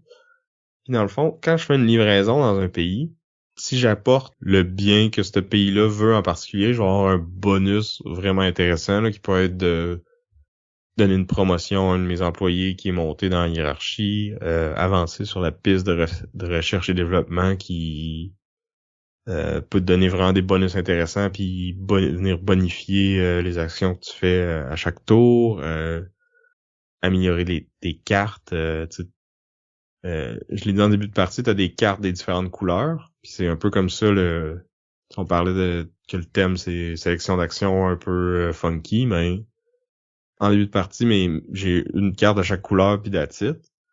Mais au fur et à mesure que la partie avance, je vais pouvoir venir remplacer de ces cartes-là ou en ajouter des nouvelles à ma main qui, en plus d'avoir une couleur, vont avoir comme un bonus si je fais une action en particulier ou vont carrément me donner une action bonus de plus. Quand on arrive au 3e ère, il y a comme des nouvelles cartes qui deviennent disponibles. Là, elles sont encore meilleures. Un peu comme dans Nucleum, tu peux te tirer dans le pied si tu remplaces pas les bonnes cartes. Parce que quand que je gagne une carte verte, oui, je peux remplacer ma carte verte. Je pourrais aussi décider de me débarrasser de ma carte rouge. Fait que là, je décide que je veux plus jouer sur la route rouge, mais je peux aller faire 2 actions sur la route verte avant d'être obligé de reprendre mes cartes, tu sais. Fait que je peux focusser sur quelque chose, c'est comme développer le réseau, puis après ça aller mettre un poste d'essence, parce qu'une autre des actions que tu peux faire, c'est mettre un poste d'essence qui vient améliorer cette route-là. Puis là, toutes les fois qu'il y a un pick-up qui passe ta station d'essence, si le pick-up d'un adversaire, ça te donne un certain revenu. Puis là, plus t'as placé de stations d'essence, meilleur que va être ce revenu-là. Puis c'est ton camion qui passe ta station d'essence, ben là, t'as comme une trolley de bonus que tu peux choisir. Là, puis plus t'as mis de stations, plus t'as de choix. Puis ça peut être de l'argent, ça peut être des déplacements supplémentaires, ça peut être des améliorations sur la piste de recherche et développement, ça peut être des promotions. Tu peux même aller, si tu te rends jusqu'au bout, tu peux même aller placer des employés sur Dans la les table bureaux. de cette couleur-là, puis sans construire de route, là, tu fais juste faut quand même que tu payer payes, là, mais Ouais. fait que c'est ça, tu sais, t'as comme tout cet aspect-là de engine building, parce que t'as aussi une action qui est du recherche et développement qui te permet de prendre une clé puis d'aller la placer sur ton plateau personnel, puis là ça améliore certaines actions, puis faut que tu aies joué tes clés pour pouvoir monter dans la hiérarchie sur le plateau de scoring. Fait que là, quand tu te spécialises dans une action, ça te donne l'opportunité d'aller scorer des points avec cette action-là. Que ça, c'est bien parce que ça fait que qu'en améliorant puis en choisissant une stratégie, t'es comme encouragé à avancer là-dedans parce que cette action-là devient plus forte. Puis ça t'ouvre des portes à ce que les points reliés à cette action-là soient de plus en plus payants. C'est ça. Si t'es meilleur à améliorer puis construire le réseau, ben tu vas pouvoir scorer des points pour chacun des employés qui est aux tables des différentes couleurs des routes. Si t'es meilleur pour faire bouger ton truck, ben tu vas faire des points pour chaque pays dans lequel tu as livré au moins une affaire. Si t'es meilleur pour mettre des stations de gaz, ben tu fais plus de points pour toutes les stations de gaz que tu as mis sur le plateau. Puis ça, tu peux pas les mettre n'importe où. C'est comme des emplacements que un coup qu'ils sont ouverts, tout le monde peut aller mettre sa station de gaz là. Fait que des fois, tu sais, je regarde Vince, tu sais, il a déjà joué sa carte mauve, fait que je sais que si je construis une route mauve là, il pourra pas aller placer sa station de gaz tout de suite. Puis moi, je vais pouvoir y aller après parce que moi, j'ai une deuxième carte mauve, puis je sais que lui, il en a pas pris. Puis, tu sais, il y a tout ce game-là que tu peux faire. Ouais, plus à 2, parce qu'à 4 joueurs, mettons, c'est tough de tracker tout le monde, là. Puis c'est aussi que, tu sais, tout le monde il y a plus de joueurs qui jouent avant toi, fait que, tu sais pas, là. Oui, ok, lui, il peut pas la mettre, sa carte mauve pour mettre une station de gaz, mais lui, il peut. Fait que, tu sais, c'est compliqué. Mais à 2, moi, je t'avoue que j'ai souvent checké ce que t'avais joué pour justement me dire, je vais mettre mon gaz tout de suite ou je peux attendre, tu sais, j'ai-tu du jeu, puis je trouvais que ça ajoutait un truc. Ouais, puis en plus, tu sais, c'est un jeu de combo parce que quand tu construis les routes, quand t'es le premier à les livrer dans certains pays, ben là, tu vas pouvoir, des fois, il y a des icônes qui sont imprimées sur le board que quand tu mets une route dessus, ça te permet d'avancer sur ta piste de recherche. Il y en a d'autres que... C'est des bonus. C'est des tuiles bonus que tu ramasses, puis tu peux les utiliser tout de suite ou tu peux attendre au moment opportun, puis là, ça peut être carrément une action de plus. Fait que là, tu sais, finalement, je joue une route, puis je mets un poste de gaz tout de suite, ou, tu sais, les possibilités sont quand même assez grandes, puis c'est cool parce que ces tuiles-là vont être comme randomisées à chaque game, là, fait que ça sera pas tout le temps pareil, puis il y a des routes qui vont peut-être être plus payantes que d'autres d'une partie à l'autre, là. Puis en plus, dépendamment de ton contrat que t'as pris de reliage en début de game, ben ça peut changer tes incitatifs aussi, là. Ouais. Puis c'est ça finit que ça escalade des fois, là. Des fois t'as un tour, est-ce qu'au final, bon ben, j'ai mis une carte sur lequel pour faire une route. Sur cette carte-là, j'avais un bonus une action bonus qui me permet d'améliorer une autre. Là, la route que j'ai construite, elle m'a permis d'aller chercher une tuile bonus qui me permet de mettre un poste à gaz. Fait que tu sais, des fois là, tu fais des tours assez intenses, c'est assez satisfaisant, mettons. Mm-hmm. Puis une partie du puzzle qui est intéressante aussi, c'est que tu sais, j'ai parlé tantôt que tu pouvais sortir un truck avec un bien dessus, mais souvent, ce truck-là, après ça, faut qu'il se déplace pour se rendre dans les différents pays, puis c'est rare que tu vas pouvoir, en un tour, te rendre où tu veux. Mais tu sais, il va se déplacer, puis il va rester sur une route. Puis si, mettons, il est sur une route verte, ben si je veux qu'il se redéplace, faut qu'au tour d'après, je joue une carte verte. Parce que dans le fond, la dernière étape de ton tour, c'est bouger ton truck. S'il a commencé son tour sur la route de la couleur de la carte que t'as jouée. Sinon, il bouge pas. Fait que si tu veux faire des livraisons, ben, il faut comme que t'enchaînes des cartes dans un ordre bien particulier qui sera peut-être pas optimal pour le reste des actions que tu veux faire, tu sais. Ouais. Mais là, c'est ça. Là, ça dépend. Est-ce que tu veux, justement, t'as une stratégie qui est plus basée sur ton pick-up and deliver ou t'es plus basé sur une autre action qui est, mettons, d'améliorer les routes. Tu sais, c'est un peu, tu pourras pas tout faire hyper bien. Fait qu'il faut que tu prennes une décision où est-ce que tu t'en vas. Mm-hmm. Puis t'as quand même, un peu comme dans Nucleum, tu peux faire des tours de refresh. Fait que là, tu reprends toutes les cartes qui sont sur la table, puis ça donne une pièce, dans le fond, par carte que tu reprends comme ça. Fait que tu fais pas d'action ce tour-là, mais ça te donne un petit revenu. Mais je pense que t'es mieux d'essayer d'éviter de faire ça le plus possible, parce que une autre façon de reprendre tes cartes, c'est de toutes les jouer.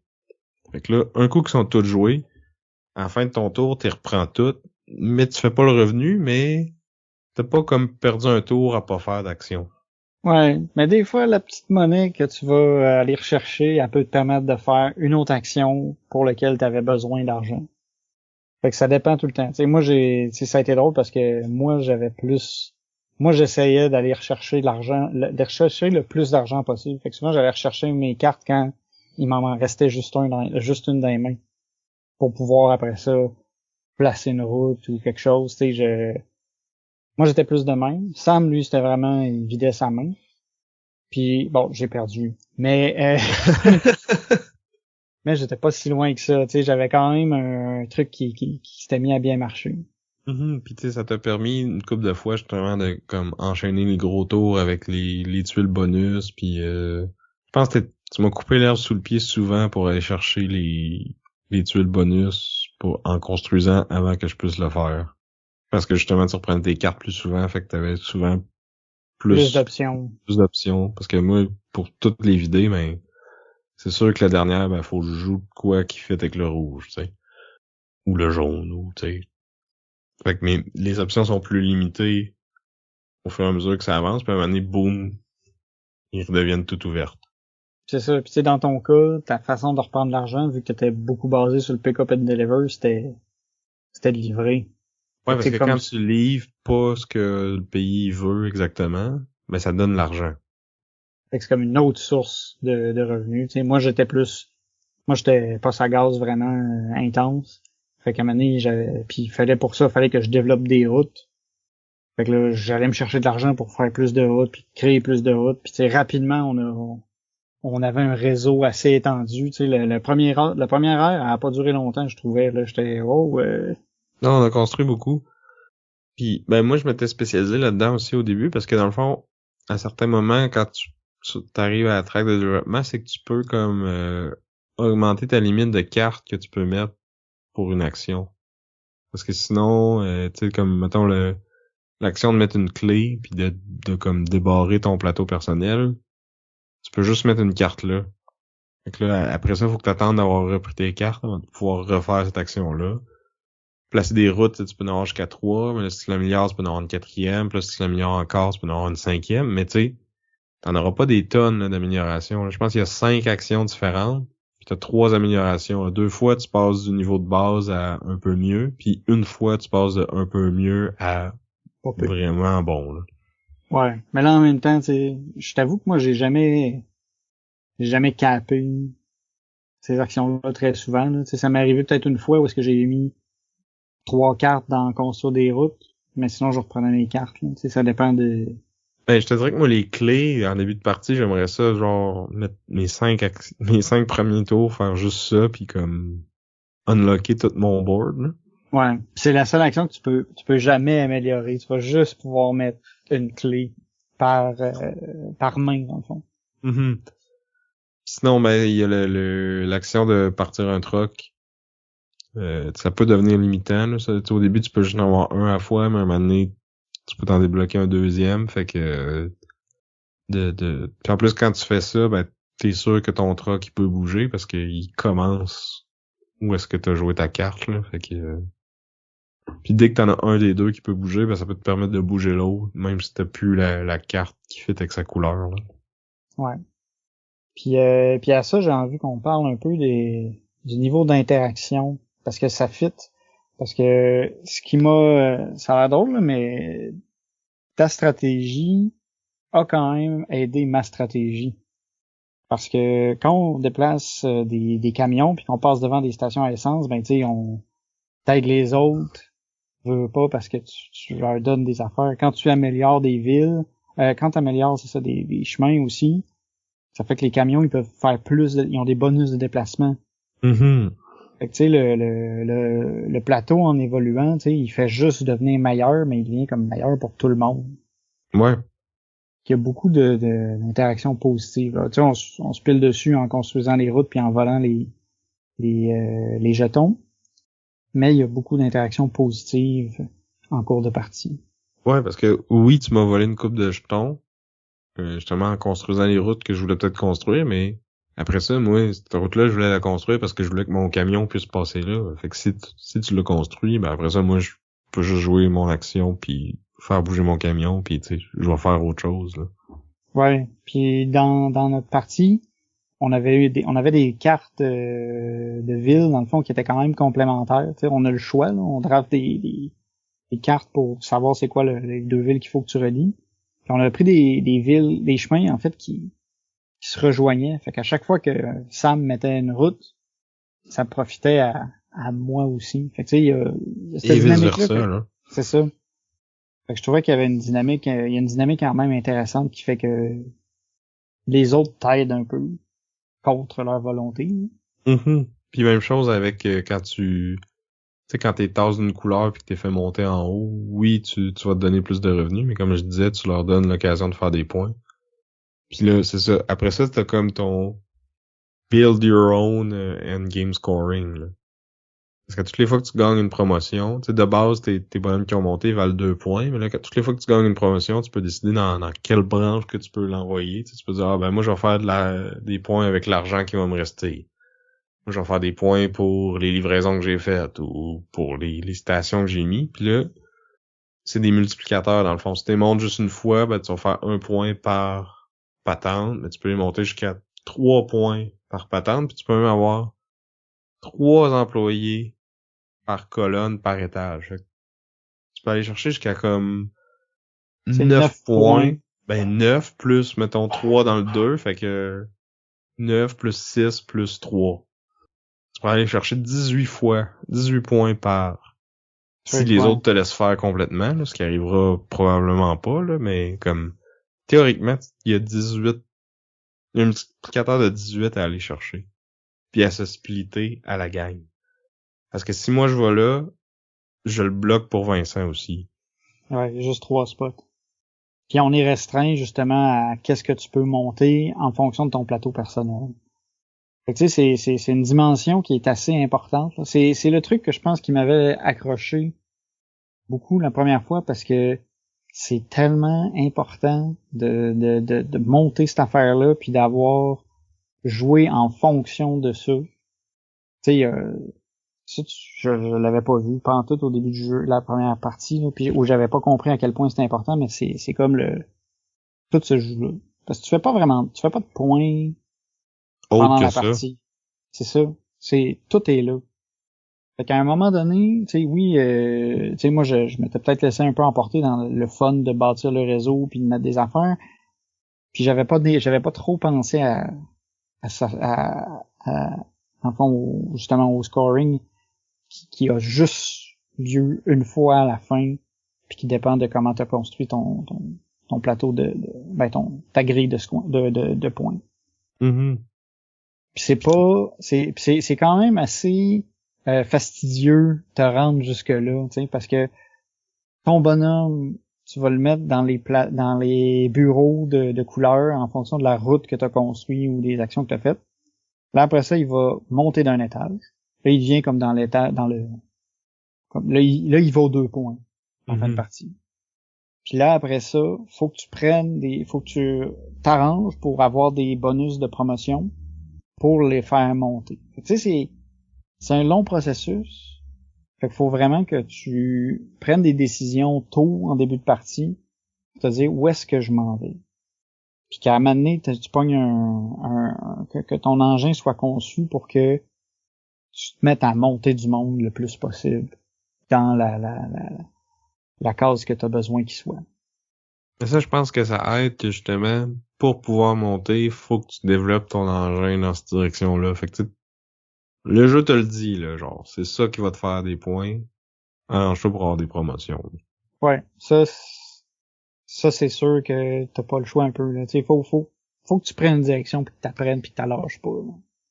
T'as comme des trucs qui sont complémentaires, là. Souvent, tu sais, faire des routes, ça marche avec tout, là. Parce que si tu décides d'être plus pick-up and deliver, ben, de pouvoir faire un peu de route, ça te permet justement de déplacer ton camion là où tu veux. Ça te permet de deliver. Ouais. Puis pour débloquer des endroits pour mettre des postes à gaz, ben il faut que la route se rende là. Parce que tu peux pas mettre un poste à gaz au milieu de nulle part, ça a l'air, ça fonctionne pas s'il y a pas d'auto qui passe. Non. Puis si tu veux avoir de l'argent, ben la grosse source de revenus, c'est être celui-là qui a le plus développé le réseau routier aussi, là. C'est ça. Fait que tu sais, c'est un peu, faut que tu décides vers où tu vas t'en. Tu fais-tu juste des routes? Tu fais-tu des routes puis tu bouges des camions? Tu fais-tu des routes puis tu fais des passes à gaz? C'est pas mal les trois grosses sources de points. Puis tu peux accessoirement aussi faire de l'argent, mais tu sais, l'argent, elle va pas te donner des points en aussi grande quantité que les trois autres conditions. Ben, tu dis ça, mais moi, c'est ça qui était mon plus gros multiplicateur en fin de la game la dernière fois. C'était l'argent. C'était pas les livraisons dans les pays différents, me semble? T'avais 3 gars en haut qui te faisaient x9. Oui, j'avais 3 gars là, mais si j'avais eu 3 gars en haut si j'avais eu mon x9 avec l'argent, ça aurait été plus payant. OK. Parce que le nombre de pays que t'as livré, tu peux pas faire plus que 8, là, parce qu'il y a pas plus que 8 pays. Ouais, mais c'est la même chose pour le gaz aussi. Tu peux pas faire plus que... C'est ça. Puis tandis qu'avec l'argent, j'avais assez d'argent pour le faire 10 fois. Ça aurait été plus payant de monter mon monde dans la colonne de l'argent. Okay. Mais ça, je le savais pas. Ouais. Pendant la partie, parce que je savais pas avec combien d'argent j'allais finir, puis ça dépend tellement de qui a le contrôle des routes à la fin de la partie. Puis comme la fin de la partie, c'est pas un nombre de tours fixe, c'est comme après qu'on ait construit un certain nombre de routes, puis là, tout le monde a un tour de plus.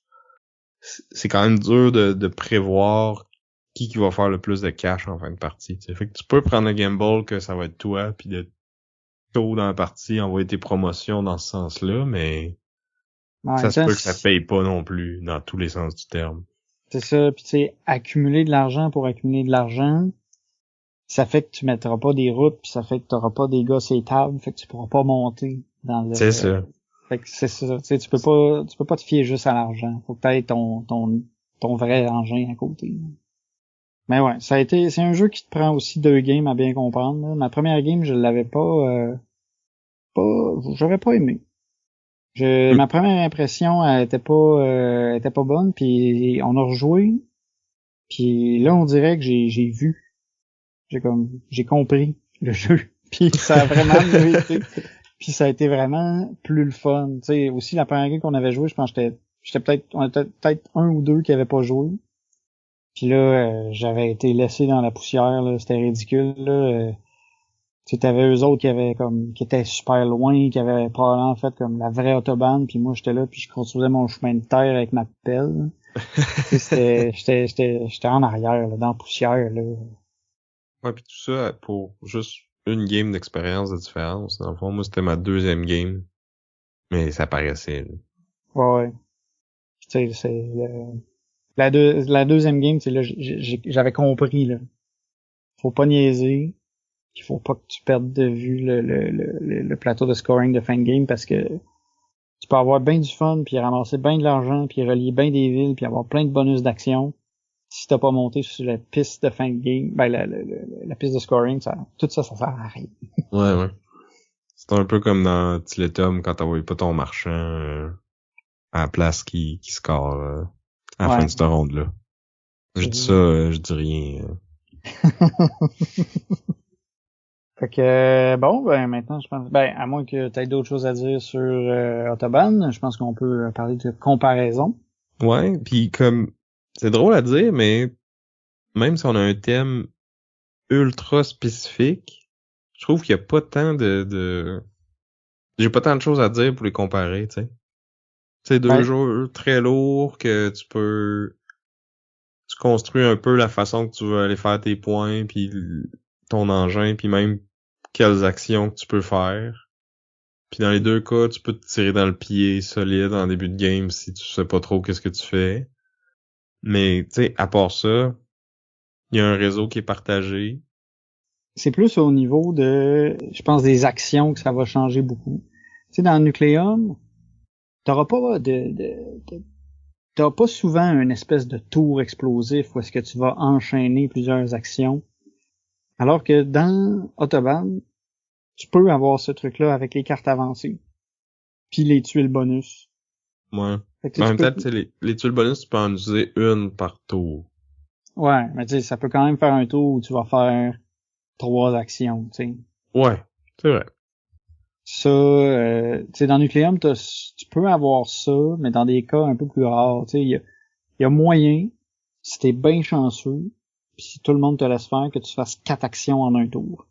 Mais pour ça, faut que t'ailles placer une tuile comme rail, dont les 2 couleurs matchent avec tes propres tuiles. Fait que tu sais, ça marche juste sur les routes à 3 de long que t'as déjà placé les 2 rails avant, puis que personne n'est allé en profiter. T'as pas des tuiles d'expérience qui te permettent d'avoir une action bonus une fois aussi? Ouais, t'as des bonus instantanés, ouais, que tu peux avoir. Tu peux comme faire l'action tout de suite une fois. Fait que potentiellement 5 actions. Ouais, c'est une des actions. Bon, ok, je suis peut-être en train de défoncer mon propre argument. C'est vrai, mais tu sais, c'est un cas exceptionnel, le 4 actions. Ouais, c'est ça. Mais c'est vrai que tu peux avoir des actions. C'est vrai. Je sais pas, j'ai peut-être été plus impressionné dans Autobahn que dans Nucleum. Mais... Ouais, je suis d'accord avec toi que je pense que ça arrive plus dans Autobahn. C'est plus facile à faire, mettons. Ouais. Dans les deux cas, j'aime l'aspect que le réseau est un peu partagé. Mm-hmm. Tu sais, un peu plus dans Autobahn que dans Nucleum. Tu sais, dans Autobahn, il n'y a pas de personne possède une route comme telle. Là. Dans Nucleum, oui. Mais tu sais, tu peux quand même utiliser le réseau de l'autre personne pour faire certaines affaires. Ouais. Dans les deux cas, il y a ça amène un genre de pseudo-interaction positive. Je pense qu'il y en a un petit peu plus dans Nucleum, là, du fait que tu peux partager les actions des chemins. Ouais, puis tu peux utiliser les turbines des autres aussi. Si, admettons, tu veux produire une méga électricité, tu peux utiliser la turbine de quelqu'un, mais il va falloir que tu le payes. Ouais. Ben, un peu comme dans Autobahn, tu passes en avant des postes à gaz de l'autre, fait que tu lui donnes l'argent. Mais au moins, c'est pas toi qui le paye. C'est comme la banque. Ouais. Toi, tu perds rien. Mais sinon, c'est ça. Tu sais, c'est deux jeux quand même assez lourds, mais puis tu sais, qui sont rough à prendre en main au début. Je pense Autobahn peut-être même un peu plus que Nucleum. Mais un coup que t'as compris, tu sais, ça coule bien, là. Ouais. Ou plutôt, ça roule bien. C'est tout un fil conducteur, ça. Ok. C'était vraiment une blague explosive. Genre, niveau atomique. Ok. Eh boy. Ouais. T'as-tu autre chose à rajouter? Niveau esthétique, les deux, c'est super bien. Je veux dire, peut-être que pour les gens qui ont de la misère à distinguer les couleurs, il y a quand même un aspect de couleur qui est important, fait que ça peut peut-être être compliqué. Je pense il y a des motifs par contre sur Autobahn, qui te permettent de bien distinguer telle route, c'est aussi tel motif, parce que tu sais le background sur les cartes, je pense qu'il est pas pareil. Mais c'est Peut-être. pas, C'est subtil, en tout cas. ouais. Ouais, ça prendrait, faudrait jouer avec quelqu'un qui est daltonien pour confirmer ou infirmer. C'est ça. Au niveau de l'iconographie, j'ai envie de dire que Nucleum se débrouille pas mal bien. C'est un Luciani, là, il y a à peu près pas de texte là, sur Ouais, le plateau. ben, Autobahn aussi, mais je pense que j'ai envie d'être d'accord avec toi que dans Nucleum, ils sont un petit peu plus clairs pis t'as moins besoin d'aller dans le livret de règles pour savoir qu'est-ce que les icônes veulent dire. Fait qu'il y a un petit point Team Vince là-dessus. Ouais. Parce qu'il y a certaines tuiles bonus qu'on était comme, qu'est-ce que ça veut dire? Tu sais, ça avait l'air de rien. Tu sais, c'est une carte avec une flèche dessus, pis t'es comme, ok, sais-tu, je peux tasser ma carte, je la reprends, je la lance, je sais pas. C'était pas clair. C'est évidemment pas que t'as la lance, là, mais ouais. Non, je suis d'accord avec toi que faut trouver les icônes des fois puis comme, il y a pas genre à la fin du livret de règles une liste avec toutes les icônes. Un peu tannant, tu sais, c'est comme si l'icône il est sur ton plateau de poste à gaz, ben là faut que tu ailles trouver la section poste à gaz dans le livret de règles. Si c'est sur une tuile, ben là faut que tu ailles trouver la section qui parle des tuiles. Fait que tu sais, c'est un peu plus un défaut, mettons là. Ouais. Un truc aussi qu'il faut faire attention, puis que je pense que s'il y avait le jeu sur BGA, il est pas sur BGA, hein. Je pense pas, non. Ça serait gagnant parce que BGA pourrait le gérer pour toi. C'est les routes, parce que tu sais, dans le fond, à chaque fois que quelqu'un met une tuile de route, faut vérifier, ok, est-ce que ça change la valeur de la ville? Parce que les villes vont avoir des valeurs en fonction de comment ils sont reliés au réseau. Mm-hmm. Tu sais, chaque ville va être reliée par au moins 2 couleurs de route. Puis selon s'il y a une route ou s'il y a une route améliorée, puis le nombre de couleurs différentes, ça affecte la valeur. Fait que tu sais, faut que tu gardes le suivi de tout ça comme un peu tout le temps. C'est pas la mer à boire, là. C'est pas des gros calculs, mais c'est ça, faut pas que tu l'oublies parce que ça va changer les revenus, là. Ouais. Puis il faut que tu fasses attention à où tu prends tes routes aussi, là. Tu fais comme 3 piles au début de la partie, puis là, il y a une pile pour l'air 1 quand elle est finie. Tu passes à l'air 2, puis après ça à l'air 3, puis t'as une pile de comme surplus parce que t'as un tour de plus à la fin de l'air 3, mais nous, la première fois qu'on a joué, comme il y a une couple de fois que par erreur, on avait pigé les routes dans la pile de surplus, fait que ça avait comme rallongé la game, puis en plus on jouait à 4, fait que ça avait... Je pense que ça avait aussi contribué à ta mauvaise première expérience. C'est que la game avait été plus longue que supposé. Ouais. Puis quand on s'en est rendu compte, on a comme fait, la fin de game aurait déjà dû être déclenchée. On va juste jouer un tour de plus chacun, là. Ouais. Ça a comme un peu fini en queue de poisson, là. C'est ça, c'est un peu surprenant. Fait que tu sais, il faut que tu places, soit tu décides de dire tu mets tes stacks à côté du plateau, puis parce qu'ils sont vraiment proches aussi, là. Fait que tu sais, faut les 3 stacks, là. Faut que tu les places soit de façon stratégique pour pas te mêler ou tu les mets à côté du plateau. En tout juste cas, pour éviter. Faites pas la même erreur que nous. Ouais. Mais bon, ça c'est mineur, hein, c'est pas. Mais c'est ça.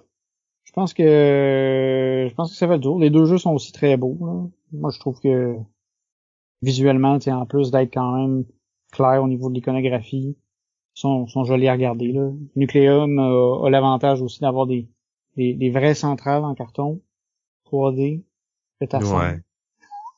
non, c'est cute, là.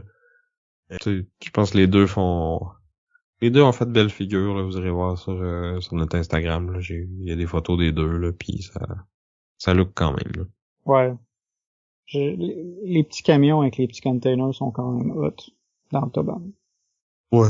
Oui, vraiment. C'est le fun des déplacer, là.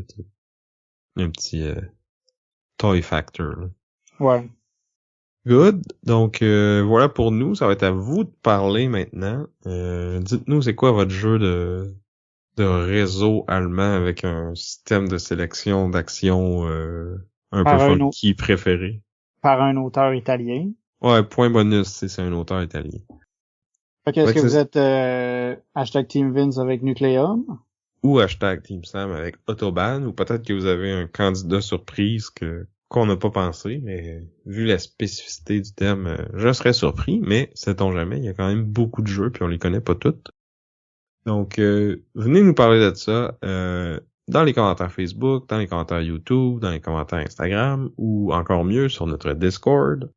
Le nôtre, il est public, disponible à tout le monde. On a quand même un petit... il y a un channel réservé au Patreon. Donc, si le cœur vous en dit, vous pouvez nous supporter sur Patreon pour avoir accès à ça, mais aussi avoir accès à nos petites capsules en dessous de la table qu'on enregistre après chaque émission. On aime toujours ça, lire vos commentaires, interagir avec vous autres. Souvent, c'est ma partie préférée après qu'on ait publié un épisode, là, c'est d'aller regarder les commentaires puis les likes puis les downloads qu'on a eu là, ça fait ma journée. Fait que sur ce, on aimerait vous remercier, nos auditeurs, remercier nos Patreons, remercier aussi l'Odyssée pour la commandite. Finalement, on remercie plein du monde maintenant, c'est fou. C'est ça, on veut remercier aussi Chrysalis pour notre chanson thème. Je pense que j'oublie personne. Nos parents, peut-être, pour nous avoir conçus. Et sur ce, j'étais Vince. Et je suis encore Sam. Et on vous dit à plus. Bye.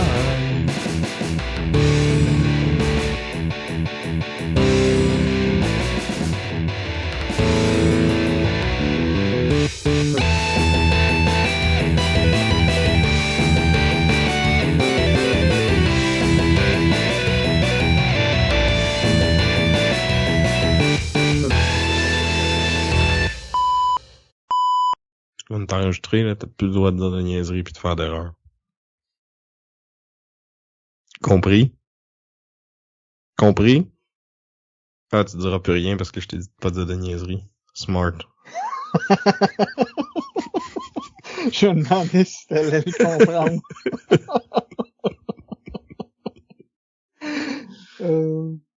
Dans Nukeum, chaque joueur va dans le fond avoir une expérience. Nukeum? J'ai dit Nukeum? Oui.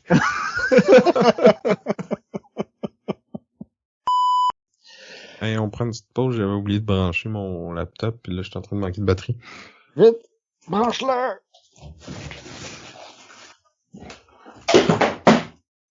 On voit que Sam n'avait pas compris le principe dans Nucleum, tu sais, qu'il faut faire des réseaux pour que tout soit électrifié.